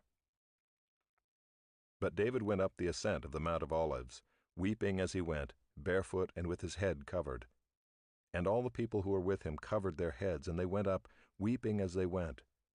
And it was told David, "Ahithophel is among the conspirators with Absalom." And David said, "O Lord, please turn the counsel of Ahithophel into foolishness." While David was coming to the summit, where God was worshipped, behold, Hushai the Archite came to meet him with his coat torn and dirt on his head. David said to him, "If you go on with me, you will be a burden to me. But if you return to the city and say to Absalom, 'I will be your servant, O king, as I have been your father's servant in time past, so now I will be your servant,' then you will defeat for me the counsel of Ahithophel. Are not Zadok and Abiathar the priests with you there? So whatever you hear from the king's house, tell it to Zadok and Abiathar the priests. Behold, their 2 sons are with them there, Ahimaaz Zadok's son, and Jonathan Abiathar's son, and by them you shall send to me everything you hear." So Hushai, David's friend, came into the city just as Absalom was entering Jerusalem. Chapter 16. When David had passed a little beyond the summit, Ziba, the servant of Mephibosheth, met him, with a couple of donkeys saddled, bearing 200 loaves of bread, 100 bunches of raisins, 100 of summer fruits, and a skin of wine. And the king said to Ziba, "Why have you brought these?" Ziba answered, "The donkeys are for the king's household to ride on, the bread and summer fruit for the young men to eat, and the wine for those who faint in the wilderness to drink." And the king said, "And where is your master's son?" Ziba said to the king, "Behold, he remains in Jerusalem, for he said, 'Today the house of Israel will give me back the kingdom of my father.'" Then the king said to Ziba, "Behold, all that belonged to Mephibosheth is now yours." And Ziba said, "I pay homage. Let me ever find favor in your sight, my lord the king." When King David came to Bahurim, there came out a man of the family of the house of Saul, whose name was Shimei, the son of Gera. And as he came, he cursed continually. And he threw stones at David and at all the servants of King David, and all the people and all the mighty men were on his right hand and on his left. And Shimei said as he cursed, get out, you man of blood, you worthless man. The Lord has avenged on you all the blood of the house of Saul, in whose place you have reigned, and the Lord has given the kingdom into the hand of your son Absalom. See, your evil is on you, for you are a man of blood." Then Abishai the son of Zeruiah said to the king, "Why should this dead dog curse my lord the king? Let me go over and take off his head." But the king said, "What have I to do with you, you sons of Zeruiah? If he is cursing because the Lord has said to him, 'Curse David,' who then shall say, 'Why have you done so?'" And David said to Abishai and to all his servants, "Behold, my own son seeks my life. How much more now may this Benjaminite? Leave him alone and let him curse, for the Lord has told him to. It may be that the Lord will look on the wrong done to me, and that the Lord will repay me with good for his cursing today." So David and his men went on the road, while Shimei went along on the hillside opposite him, and cursed as he went, and threw stones at him, and flung dust. And the king and all the people who were with him arrived weary at the Jordan, and there he refreshed himself. Now Absalom and all the people, the men of Israel, came to Jerusalem, and Ahithophel with him. And when Hushai the Archite, David's friend, came to Absalom, Hushai said to Absalom, "Long live the king! Long live the king!" And Absalom said to Hushai, "Is this your loyalty to your friend? Why did you not go with your friend?" And Hushai said to Absalom, "No, for whom the Lord and this people and all the men of Israel have chosen, his I will be, and with him I will remain. And again, whom should I serve? Should it not be his son? As I have served your father, so I will serve you." Then Absalom said to Ahithophel, "Give your counsel. What shall we do?" Ahithophel said to Absalom, "Go into your father's concubines, whom he has left to keep the house, and all Israel will hear that you have made yourself a stench to your father, and the hands of all who are with you will be strengthened." So they pitched a tent for Absalom on the roof, and Absalom went into his father's concubines in the sight of all Israel. Now in those days the counsel that Ahithophel gave was as if one consulted the word of God. So was all the counsel of Ahithophel esteemed, both by David and by Absalom. Chapter 17. Moreover, Ahithophel said to Absalom, "Let me choose 12,000 men, and I will arise and pursue David tonight. I will come upon him while he is weary and discouraged, and throw him into a panic, and all the people who are with him will flee.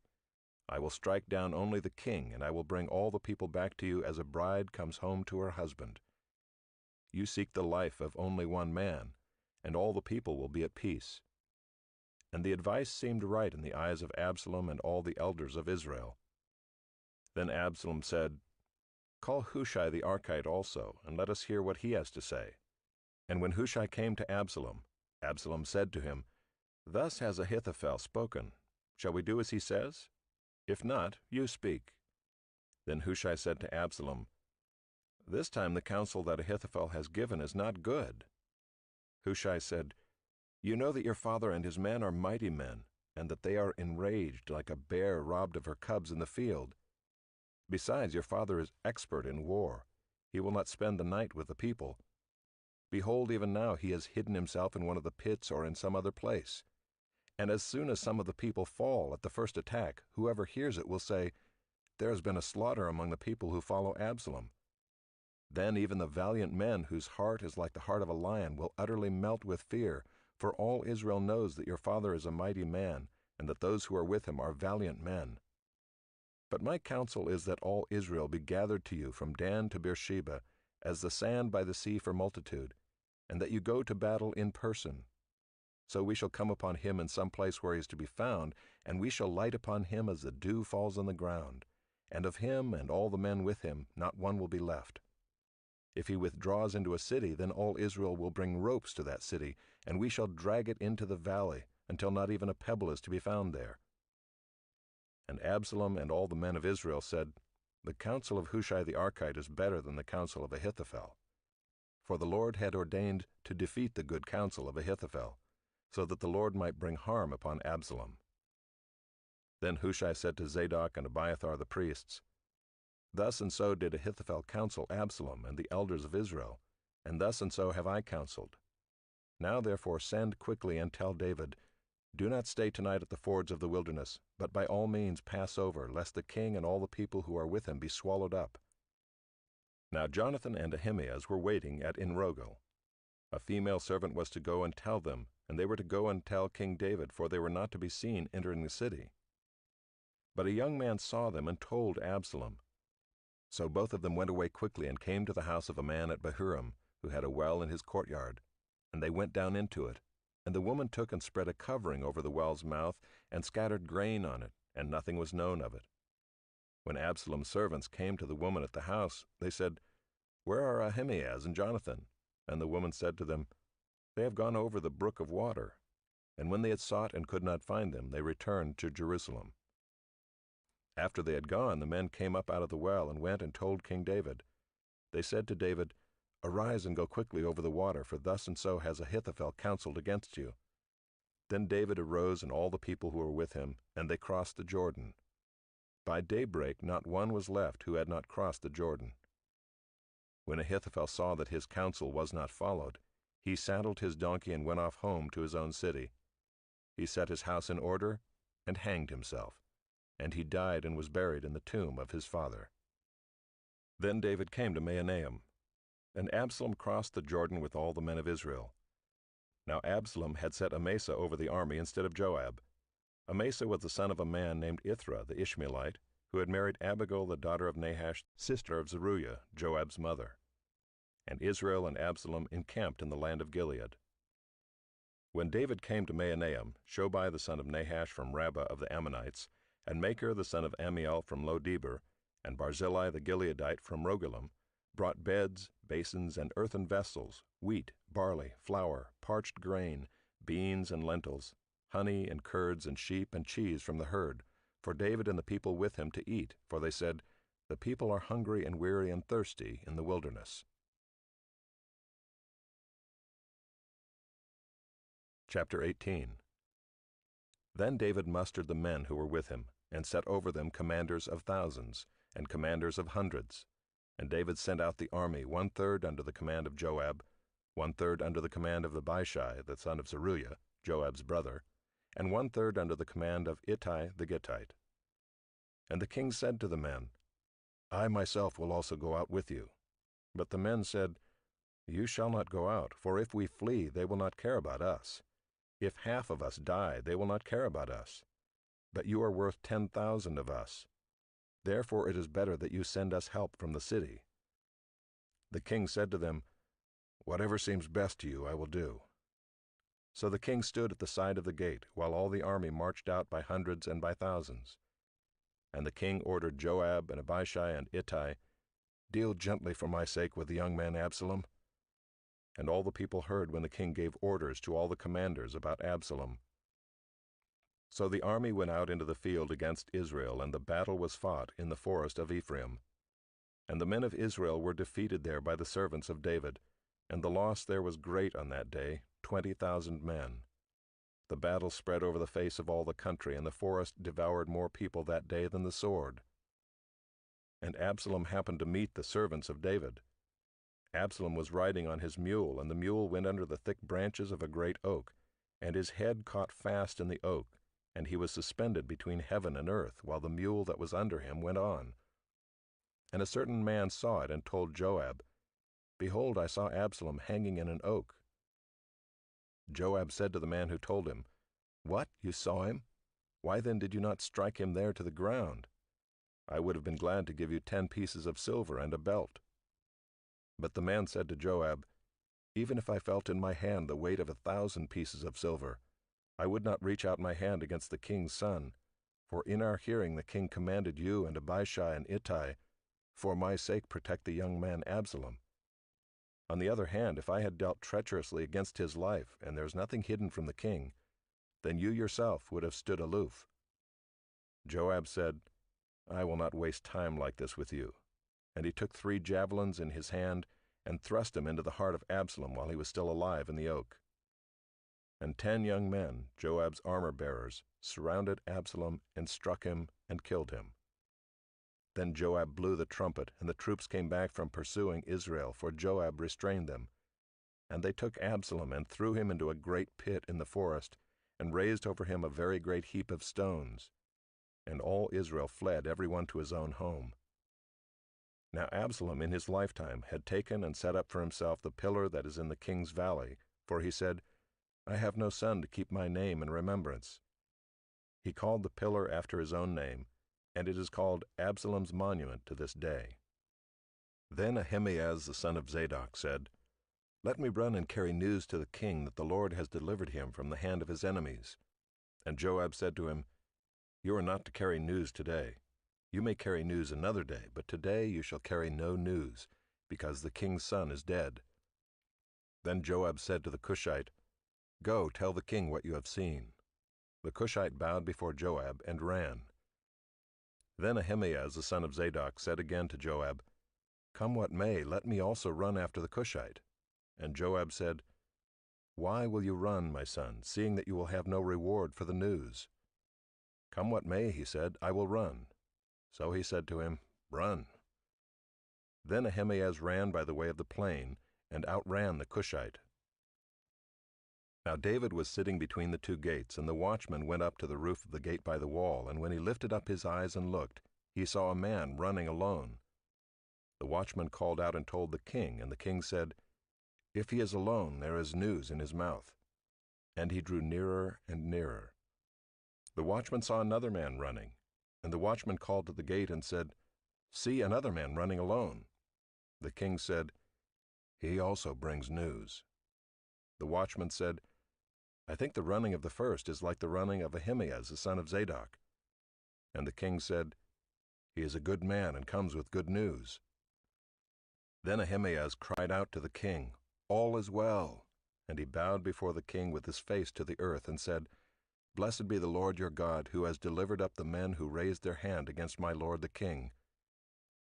And the king said, "Is it well with the young man Absalom?" Ahimaaz answered, "When Joab sent the king's servant, your servant, I saw a great commotion, but I do not know what it was." And the king said, "Turn aside and stand here." So he turned aside and stood still. And behold, the Cushite came, and the Cushite said, "Good news for my lord the king, for the Lord has delivered you this day from the hand of all who rose up against you." The king said to the Cushite, "Is it well with the young man Absalom?"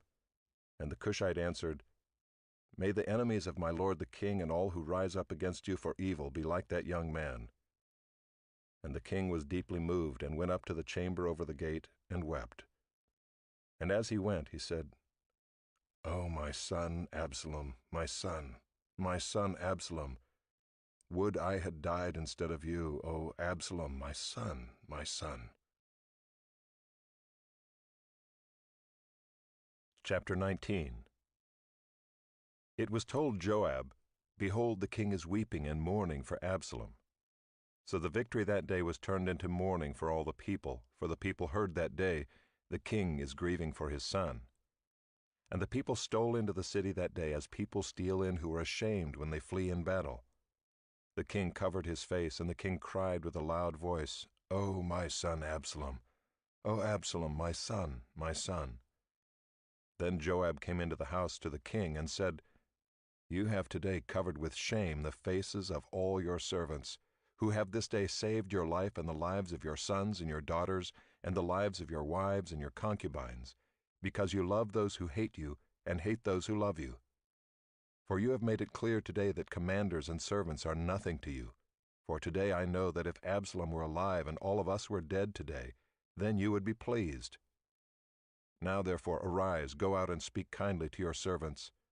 For I swear by the Lord, if you do not go, not a man will stay with you this night, and this will be worse for you than all the evil that has come upon you from your youth until now."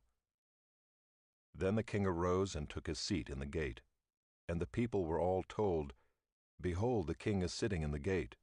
And all the people came before the king. Now Israel had fled every man to his own home, and all the people were arguing throughout all the tribes of Israel, saying, "The king delivered us from the hand of our enemies and saved us from the hand of the Philistines, and now he has fled out of the land from Absalom. But Absalom, whom we anointed over us, is dead in battle. Now therefore why do you say nothing about bringing the king back?" And King David sent his message to Zadok and Abiathar the priests. "Say to the elders of Judah, why should you be the last to bring the king back to his house, when the word of all Israel has come to the king? You are my brothers, you are my bone and my flesh. Why then should you be the last to bring back the king? And say to Amasa, are you not my bone and my flesh? God do so to me and more also, if you are not commander of my army from now on in place of Joab." And he swayed the heart of all the men of Judah as one man, so that they sent word to the king, "Return, both you and all your servants." So the king came back to the Jordan, and Judah came to Gilgal to meet the king and to bring the king over the Jordan. And Shimei the son of Gera, the Benjaminite from Bahurim, hurried to come down with the men of Judah to meet King David, and with him were 1,000 men from Benjamin. And Ziba the servant of the house of Saul, with his 15 sons and his 20 servants, rushed down to the Jordan before the king, and they crossed the ford to bring over the king's household and to do his pleasure. And Shimei the son of Gera fell down before the king as he was about to cross the Jordan, and said to the king, "Let not my lord hold me guilty, or remember how your servant did wrong on the day my lord the king left Jerusalem.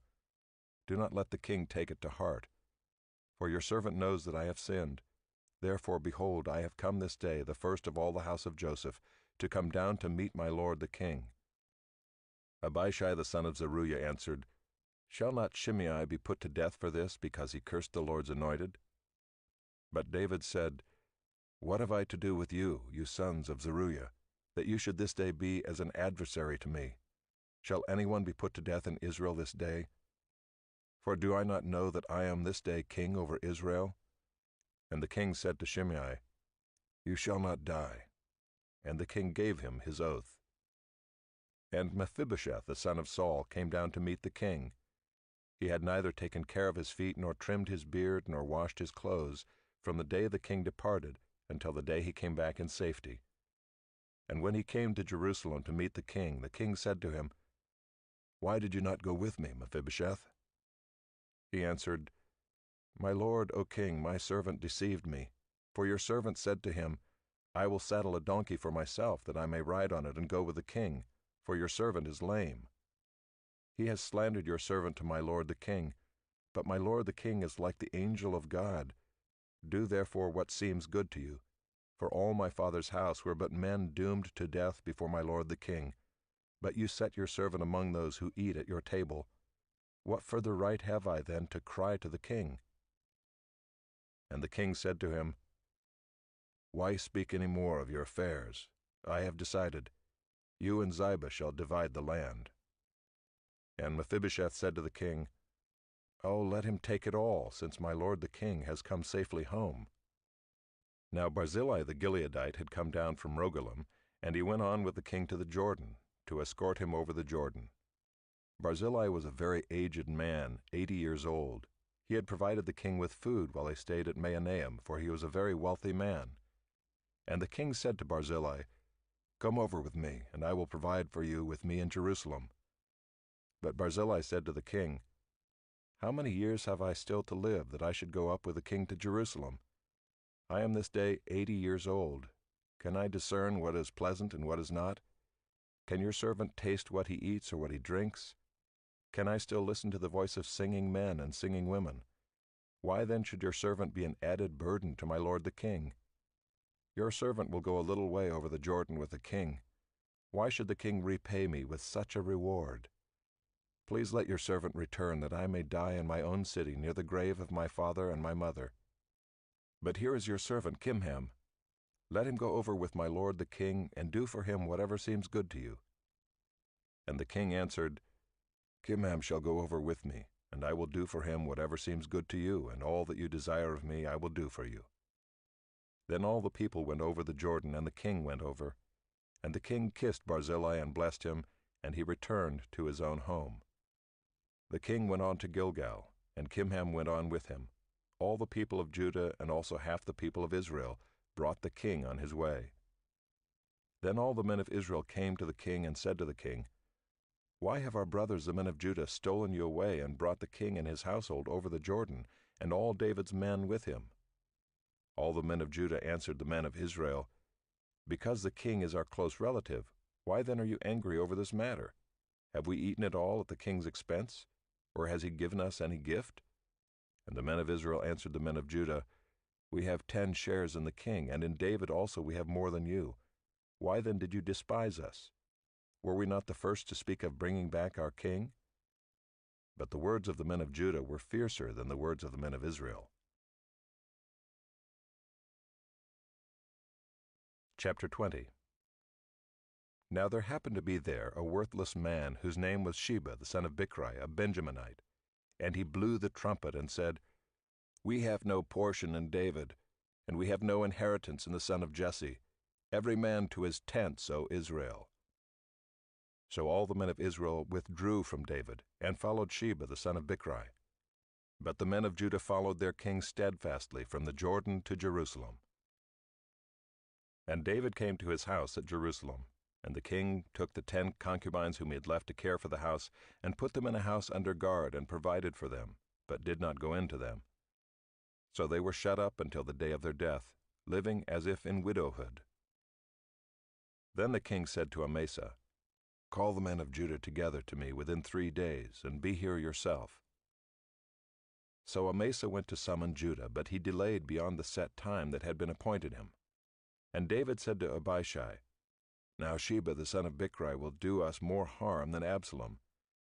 Take your lord's servants and pursue him, lest he get himself to fortified cities and escape from us. And there went out after him Joab's men, and the Kerethites and the Pelethites, and all the mighty men. They went out from Jerusalem to pursue Sheba the son of Bichri. When they were at the great stone that is in Gibeon, Amasa came to meet them. Now Joab was wearing a soldier's garment, and over it was a belt with a sword in its sheath, fastened on his thigh, and as he went forward it fell out. And Joab said to Amasa, Is it well with you, my brother? And Joab took Amasa by the beard with his right hand to kiss him. But Amasa did not observe the sword that was in Joab's hand. So Joab struck him with it in the stomach, and spilled his entrails to the ground without striking a second blow, and he died. Then Joab and Abishai his brother pursued Sheba the son of Bichri, and one of Joab's young men took his stand by Amasa and said, Whoever favors Joab, and whoever is for David, let him follow Joab. And Amasa lay wallowing in his blood in the highway, and anyone who came by seeing him stopped. And when the man saw that all the people stopped, he carried Amasa out of the highway into the field, and threw a garment over him. When he was taken out of the highway, all the people went on after Joab to pursue Sheba the son of Bichri. And Sheba passed through all the tribes of Israel to Abel of Bethmaachah, and all the Bichrites assembled and followed him in. And all the men who were with Joab came and besieged him in Abel of Bethmaachah. They cast up a mound against the city, and it stood against the rampart, and they were battering the wall to throw it down. Then a wise woman called from the city, Listen, listen, tell Joab, Come here, that I may speak to you. And he came near her, and the woman said, Are you Joab? He answered, I am. Then she said to him, Listen to the words of your servant. And he answered, I am listening. Then she said, They used to say in former times, Let them but ask counsel at Abel, and so they settled a matter. I am one of those who are peaceable and faithful in Israel. You seek to destroy a city that is a mother in Israel. Why will you swallow up the heritage of the Lord? Joab answered, Far be it from me, far be it that I should swallow up or destroy. That is not true, but a man of the hill country of Ephraim called Sheba the son of Bichri has lifted up his hand against King David. Give up him alone, and I will withdraw from the city. And the woman said to Joab, Behold, his head shall be thrown to you over the wall. Then the woman went to all the people in her wisdom, and they cut off the head of Sheba the son of Bichri, and threw it out to Joab. So he blew the trumpet, and they dispersed from the city, every man to his home. And Joab returned to Jerusalem to the king.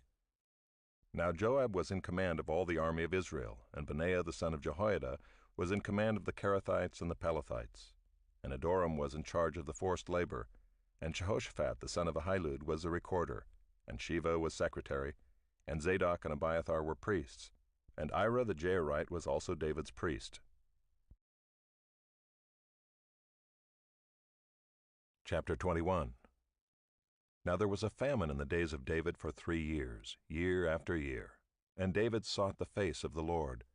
And the Lord said, There is blood guilt on Saul and on his house, because he put the Gibeonites to death. So the king called the Gibeonites and spoke to them. Now the Gibeonites were not of the people of Israel, but of the remnant of the Amorites. Although the people of Israel had sworn to spare them, Saul had sought to strike them down in his zeal for the people of Israel and Judah. And David said to the Gibeonites, What shall I do for you, and how shall I make atonement, that you may bless the heritage of the Lord? The Gibeonites said to him, It is not a matter of silver or gold between us and Saul or his house, neither is it for us to put any man to death in Israel. And he said, What do you say that I shall do for you? They said to the king, The man who consumed us and planned to destroy us, so that we should have no place in all the territory of Israel, let 7 of his sons be given to us, so that we may hang them before the Lord at Gibeah of Saul, the chosen of the Lord. And the king said, I will give them.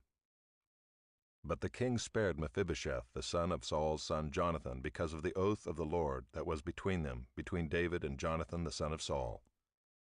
The king took the 2 sons of Rizpah, the daughter of Aiah, whom she bore to Saul, Armoni and Mephibosheth, and the 5 sons of Merab, the daughter of Saul, whom she bore to Adriel, the son of Barzillai the Maholathite.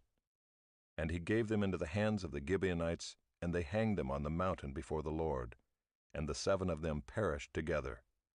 They were put to death in the first days of harvest, at the beginning of barley harvest. Then Rizpah the daughter of Aiah took sackcloth and spread it for herself on the rock, from the beginning of harvest until rain fell upon them from the heavens. And she did not allow the birds of the air to come upon them by day, or the beasts of the field by night. When David was told what Rizpah the daughter of Aiah the concubine of Saul had done, David went and took the bones of Saul and the bones of his son Jonathan from the men of Jabesh-Gilead, who had stolen them from the public square of Bethshan, where the Philistines had hanged them, on the day the Philistines killed Saul on Gilboa. And he brought up from there the bones of Saul and the bones of his son Jonathan, and they gathered the bones of those who were hanged. And they buried the bones of Saul and his son Jonathan in the land of Benjamin in Zelah, in the tomb of Kish his father, and they did all that the king commanded. And after that God responded to the plea for the land. There was war again between the Philistines and Israel, and David went down together with his servants, and they fought against the Philistines. And David grew weary. And Ishbi-Benob, one of the descendants of the giants, whose spear weighed 300 shekels of bronze, and who was armed with a new sword, thought to kill David. But Abishai the son of Zeruiah came to his aid and attacked the Philistine and killed him. Then David's men swore to him, You shall no longer go out with us to battle, lest you quench the lamp of Israel. After this there was again war with the Philistines at Gob. Then Sibbecai the Hushathite struck down Saph, who was one of the descendants of the giants. And there was again war with the Philistines at Gob. And Elhanan the son of Jaare-Oregim the Bethlehemite struck down Goliath the Gittite, the shaft of whose spear was like a weaver's beam. And there was again war at Gath, where there was a man of great stature who had 6 fingers on each hand, and 6 toes on each foot, 24 in number, and he also was descended from the giants.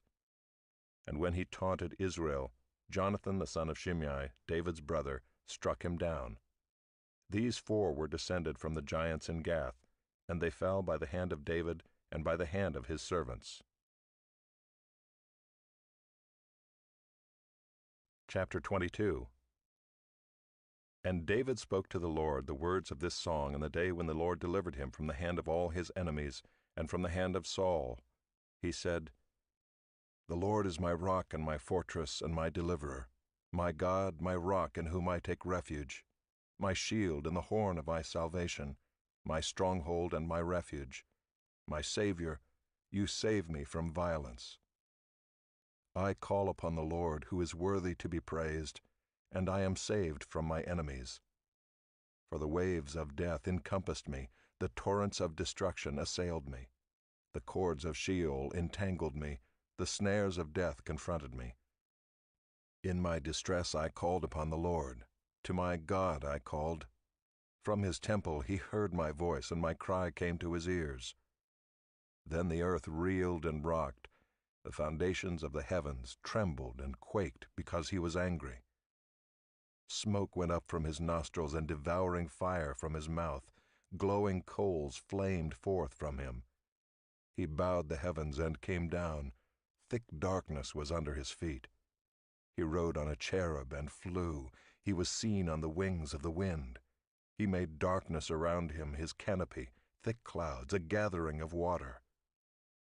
Out of the brightness before him coals of fire flamed forth. The Lord thundered from heaven, and the Most High uttered his voice. And he sent out arrows and scattered them, lightning and routed them.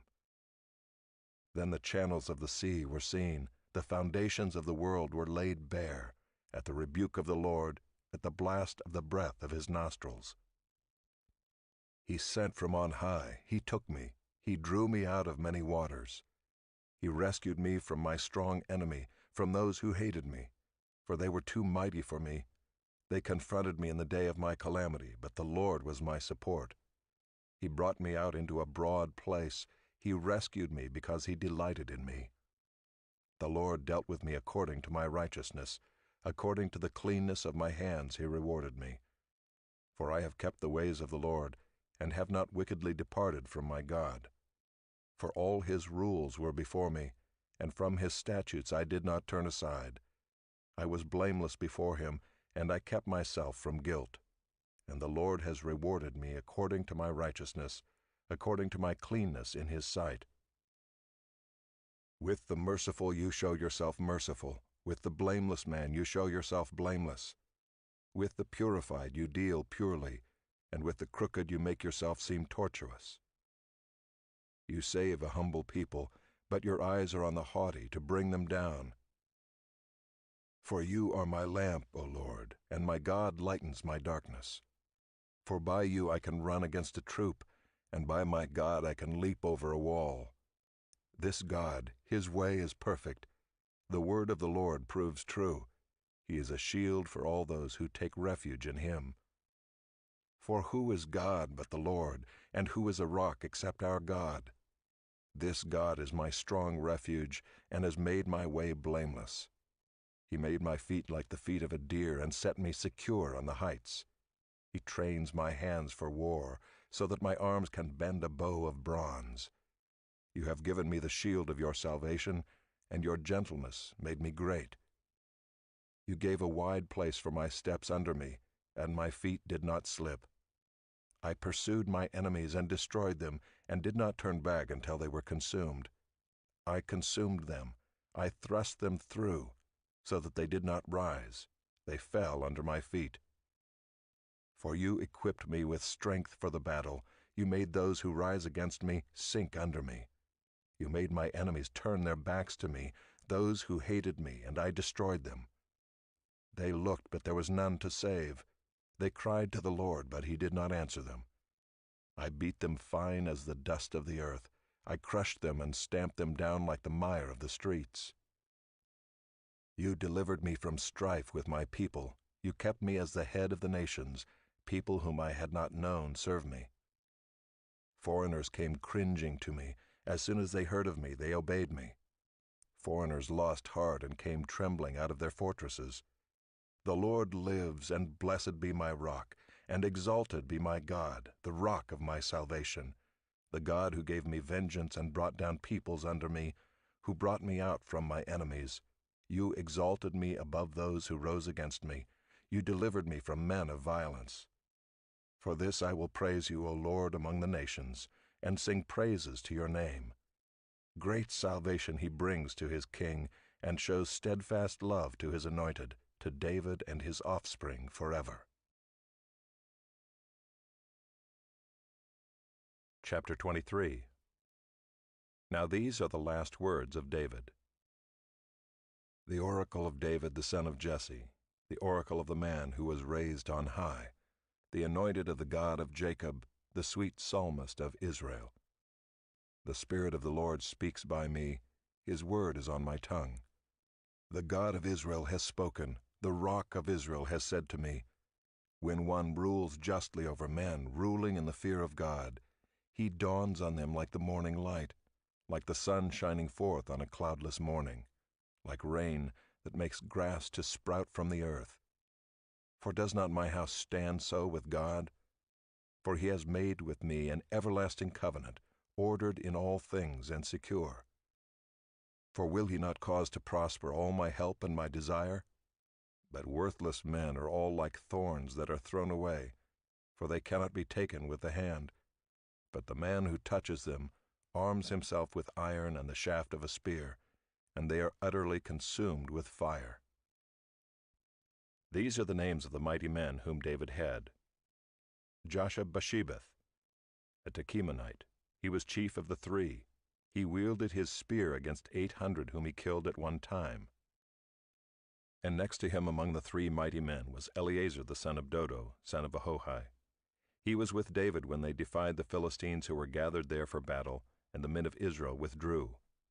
He rose and struck down the Philistines until his hand was weary, and his hand clung to the sword. And the Lord brought about a great victory that day, and the men returned after him only to strip the slain. And next to him was Shammah, the son of Agi the Hararite. The Philistines gathered together at Lehi, where there was a plot of ground full of lentils, and the men fled from the Philistines. But he took his stand in the midst of the plot and defended it and struck down the Philistines, and the Lord worked a great victory. And 3 of the 30 chief men went down and came about harvest time to David at the cave of Adullam, when a band of Philistines was encamped in the valley of Rephaim. David was then in the stronghold, and the garrison of the Philistines was then at Bethlehem. And David said longingly, "Oh, that someone would give me water to drink from the well of Bethlehem that is by the gate." Then the 3 mighty men broke through the camp of the Philistines and drew water out of the well of Bethlehem that was by the gate, and carried and brought it to David. But he would not drink of it. He poured it out to the Lord and said, "Far be it from me, O Lord, that I should do this. Shall I drink the blood of the men who went at the risk of their lives?" Therefore he would not drink it. These things the 3 mighty men did. Now Abishai the brother of Joab, the son of Zeruiah, was chief of the 30, and he wielded his spear against 300 men, and killed them and won a name beside the 3. He was the most renowned of the 30, and became their commander, but he did not attain to the 3. And Benaiah the son of Jehoiada was a valiant man of Kabzeel, a doer of great deeds. He struck down 2 Ariels of Moab. He also went down and struck down a lion in a pit on a day when snow had fallen. And he struck down an Egyptian, a handsome man. The Egyptian had a spear in his hand, but Benaiah went down to him with a staff and snatched the spear out of the Egyptian's hand and killed him with his own spear. These things did Benaiah the son of Jehoiada, and won a name beside the 3 mighty men. He was renowned among the 30, but he did not attain to the 3. And David set him over his bodyguard. Asahel the brother of Joab was one of the 30. Elhanan the son of Dodo of Bethlehem, Shammah of Harod, Elika of Harod, Helez the Paltite, Ira the son of Ikesh of Tekoa, Abiezer of Anathoth, Mabunai the Hushathite, Zalman the Ahohite, Meharai of Netophah, Helab the son of Baanah of Netophah, Ittai the son of Ribai of Gibeah of the people of Benjamin, Benaiah of Pirathon, Hiddai of the brooks of Gaash, Abi-Albon the Arbathite, Asmaveth of Bahurim, Eliabah the Shaalbonite, the sons of Jashan, Jonathan, Shammah the Hararite, Ahiam the son of Sherar the Hararite, Eliphalet the son of Ahasbai of Maacah, Eliam the son of Ahithophel of Gilo, Hezro of Carmel, Peorai the Arbite, Igal the son of Nathan of Zobah, Bani the Gadite, Zelek the Ammonite, Naharai of Beeroth, the armor-bearer of Joab the son of Zeruiah, Ira the Ithrite, Gareb the Ithrite, Uriah the Hittite, 37 in all. Chapter 24. Again the anger of the Lord was kindled against Israel, and he incited David against them, saying, Go, number Israel and Judah. So the king said to Joab, the commander of the army, who was with him, Go through all the tribes of Israel from Dan to Beersheba, and number the people, that I may know the number of the people. But Joab said to the king, May the Lord your God add to the people 100 times as many as they are, while the eyes of my lord the king still see it. But why does my lord the king delight in this thing? But the king's word prevailed against Joab and the commanders of the army. So Joab and the commanders of the army went out from the presence of the king to number the people of Israel. They crossed from the Jordan and began from Aroer, and from the city that is in the middle of the valley, toward Gad and on to Jazer. Then they came to Gilead and to Kadesh in the land of the Hittites. And they came to Dan, and from Dan they went around to Sidon, and came to the fortress of Tyre, and to all the cities of the Hivites and Canaanites. And they went out to the Negeb of Judah at Beersheba. So when they had gone through all the land, they came to Jerusalem at the end of 9 months and 20 days. And Joab gave the sum of the numbering of the people to the king. In Israel there were 800,000 valiant men who drew the sword, and the men of Judah were 500,000. But David's heart struck him after he had numbered the people. And David said to the Lord, I have sinned greatly in what I have done. But now, O Lord, please take away the iniquity of your servant, for I have done very foolishly. And when David arose in the morning, the word of the Lord came to the prophet Gad, David's seer, saying, Go and say to David, Thus says the Lord, 3 things I offer you. Choose one of them, that I may do it to you. So Gad came to David and told him, and said to him, Shall 3 years of famine come to you in your land? Or will you flee 3 months before your foes while they pursue you? Or shall there be 3 days' pestilence in your land? Now consider and decide what answer I shall return to him who sent me. Then David said to Gad, I am in great distress. Let us fall into the hand of the Lord, for his mercy is great. But let me not fall into the hand of man. So the Lord sent a pestilence on Israel from the morning until the appointed time. And there died of the people from Dan to Beersheba 70,000 men. And when the angel stretched out his hand toward Jerusalem to destroy it, the Lord relented from the calamity and said to the angel who was working destruction among the people, It is enough. Now stay your hand. And the angel of the Lord was by the threshing floor of Araunah the Jebusite. Then David spoke to the Lord when he saw the angel who was striking the people, and said, Behold, I have sinned, and I have done wickedly. But these sheep, what have they done? Please let your hand be against me and against my father's house. And Gad came that day to David and said to him, Go up, raise an altar to the Lord on the threshing floor of Araunah the Jebusite. So David went up at Gad's word, as the Lord commanded. And when Araunah looked down, he saw the king and his servants coming on toward him. And Araunah went out and paid homage to the king with his face to the ground. And Araunah said, Why has my lord the king come to his servant? David said, To buy the threshing floor from you in order to build an altar to the Lord, that the plague may be averted from the people. Then Araunah said to David, Let my lord the king take and offer up what seems good to him. Here are the oxen for the burnt offering, and the threshing sledges and the yokes of the oxen for the wood. All this, O king, Araunah gives to the king. And Araunah said to the king, May the Lord your God accept you. But the king said to Araunah, No, but I will buy it from you for a price. I will not offer burnt offerings to the Lord my God that cost me nothing. So David bought the threshing floor and the oxen for 50 shekels of silver. And David built there an altar to the Lord and offered burnt offerings and peace offerings.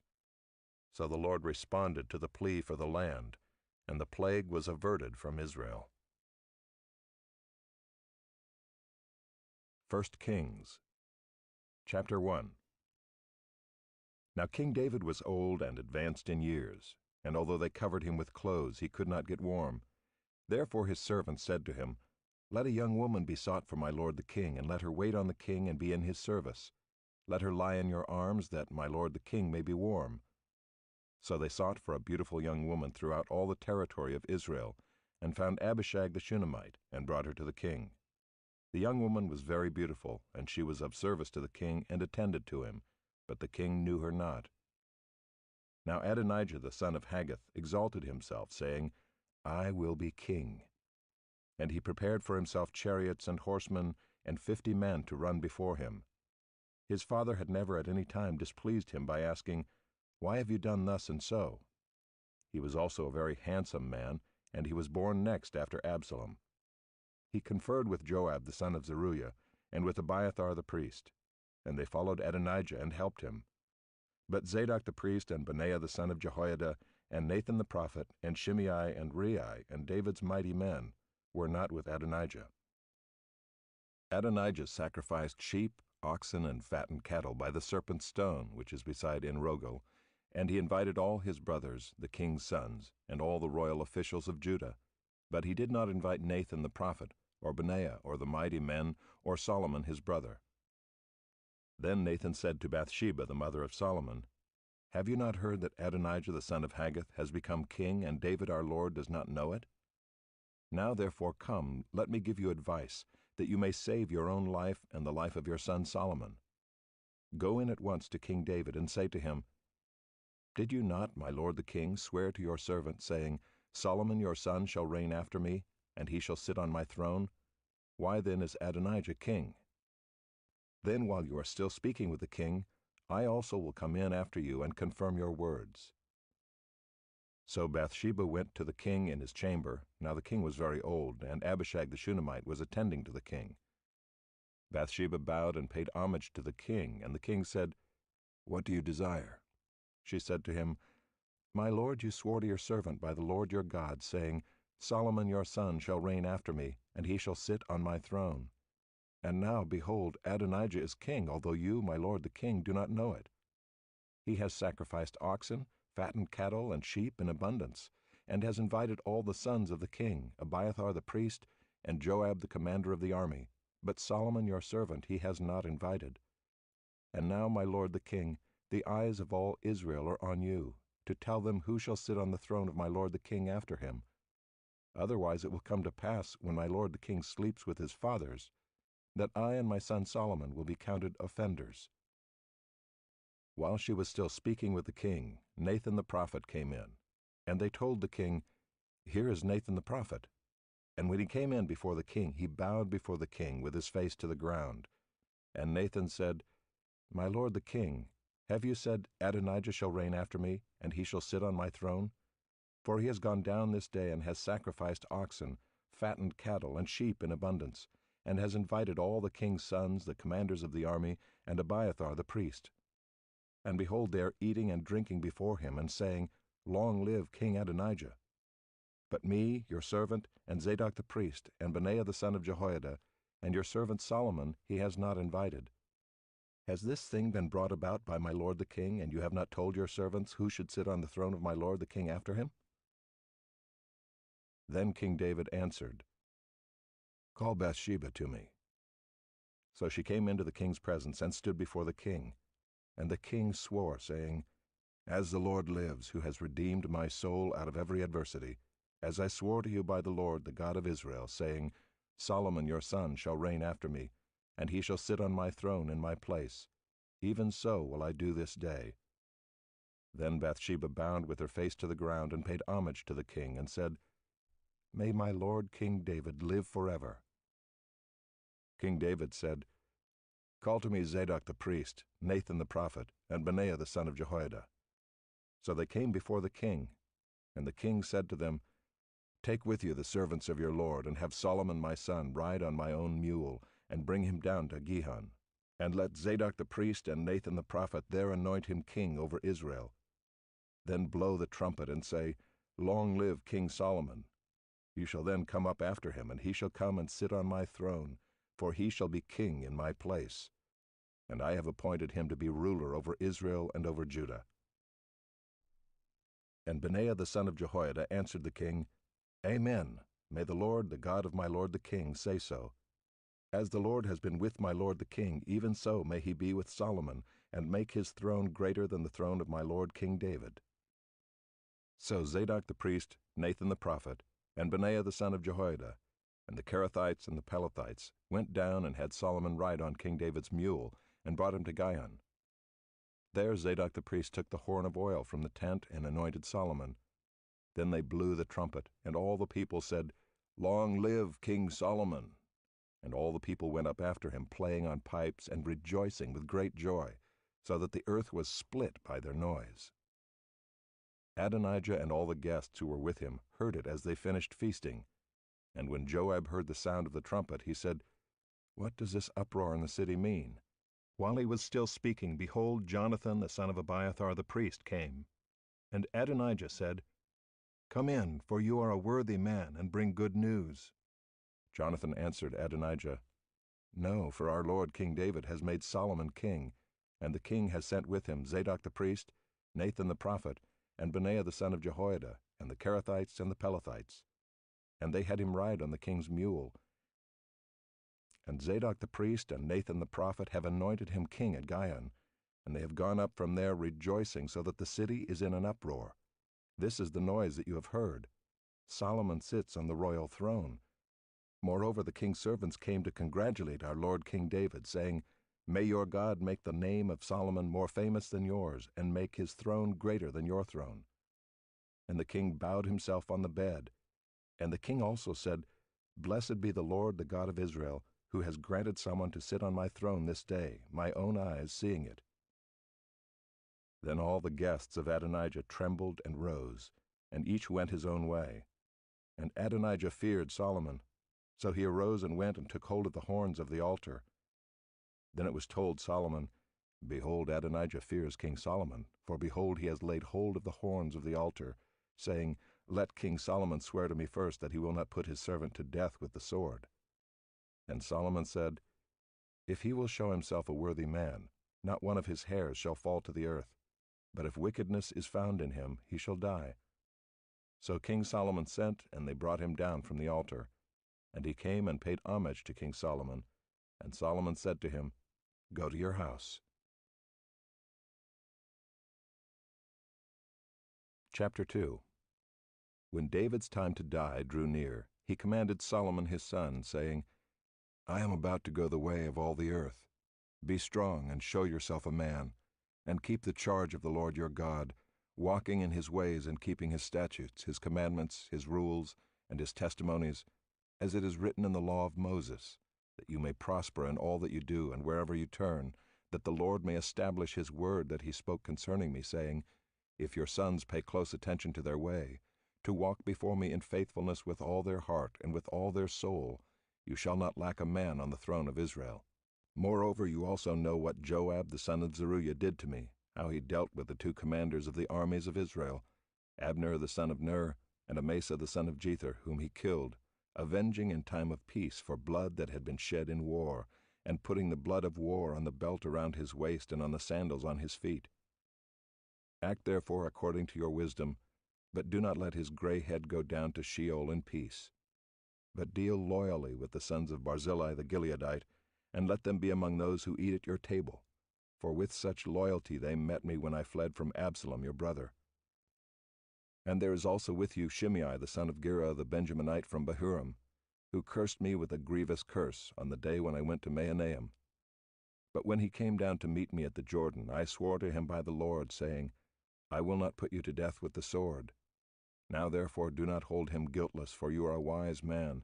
You will know what you ought to do to him, and you shall bring his gray head down with blood to Sheol. Then David slept with his fathers and was buried in the city of David. And the time that David reigned over Israel was 40 years. He reigned 7 years in Hebron and 33 years in Jerusalem. So Solomon sat on the throne of David his father, and his kingdom was firmly established. Then Adonijah the son of Haggith came to Bathsheba, the mother of Solomon, and she said, Do you come peacefully? He said, Peacefully. Then he said, I have something to say to you. She said, Speak. He said, "You know that the kingdom was mine and that all Israel fully expected me to reign. However, the kingdom has turned about and become my brother's, for it was his from the Lord. And now I have one request to make of you. Do not refuse me." She said to him, "Speak."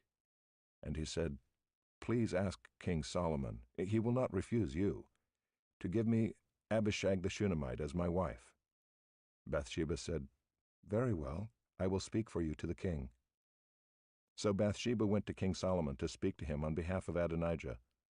And the king rose to meet her and bowed down to her. Then he sat on his throne and had a seat brought for the king's mother, and she sat on his right. Then she said, "I have one small request to make of you. Do not refuse me."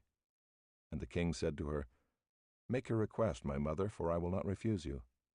She said, "Let Abishag the Shunammite be given to Adonijah your brother as his wife." King Solomon answered his mother, "And why do you ask Abishag the Shunammite for Adonijah?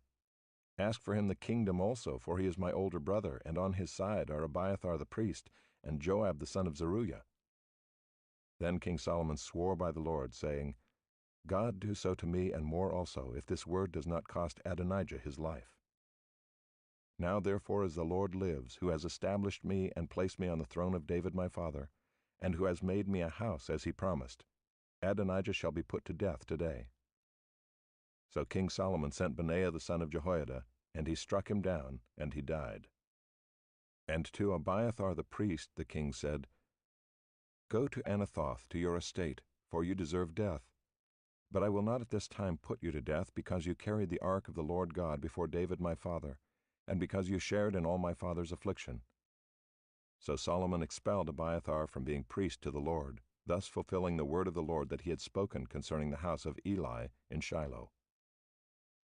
When the news came to Joab, for Joab had supported Adonijah, although he had not supported Absalom, Joab fled to the tent of the Lord and caught hold of the horns of the altar.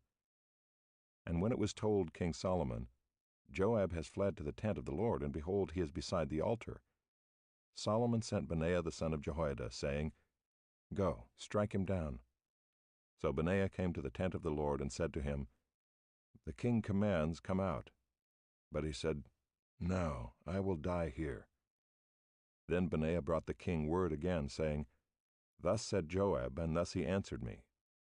The king replied to him, "Do as he has said, strike him down, and bury him, and thus take away from me and from my father's house the guilt for the blood that Joab shed without cause. The Lord will bring back his bloody deeds on his own head, because without the knowledge of my father David, he attacked and killed with the sword 2 men more righteous and better than himself, Abner the son of Ner, commander of the army of Israel, and Amasa the son of Jether, commander of the army of Judah. So shall their blood come back on the head of Joab and on the head of his descendants forever. But for David and for his descendants, and for his house and for his throne, there shall be peace from the Lord forevermore." Then Benaiah the son of Jehoiada went up and struck him down and put him to death, and he was buried in his own house in the wilderness. The king put Benaiah the son of Jehoiada over the army in place of Joab, and the king put Zadok the priest in the place of Abiathar. Then the king sent and summoned Shimei and said to him, "Build yourself a house in Jerusalem and dwell there, and do not go out from there to any place whatever. For on the day you go out and cross the brook Kidron, know for certain that you shall die. Your blood shall be on your own head." And Shimei said to the king, "What you say is good. As my lord the king has said, so will your servant do." So Shimei lived in Jerusalem many days. But it happened at the end of 3 years that 2 of Shimei's servants ran away to Achish, son of Maacah, king of Gath. And when it was told Shimei, "Behold, your servants are in Gath," Shimei arose and saddled a donkey and went to Gath to Achish to seek his servants. Shimei went and brought his servants from Gath. And when Solomon was told that Shimei had gone from Jerusalem to Gath and returned, the king sent and summoned Shimei and said to him, "Did I not make you swear by the Lord, and solemnly warn you, saying, 'Know for certain that on the day you go out and go to any place whatever, you shall die'? And you said to me, 'What you say is good, I will obey.'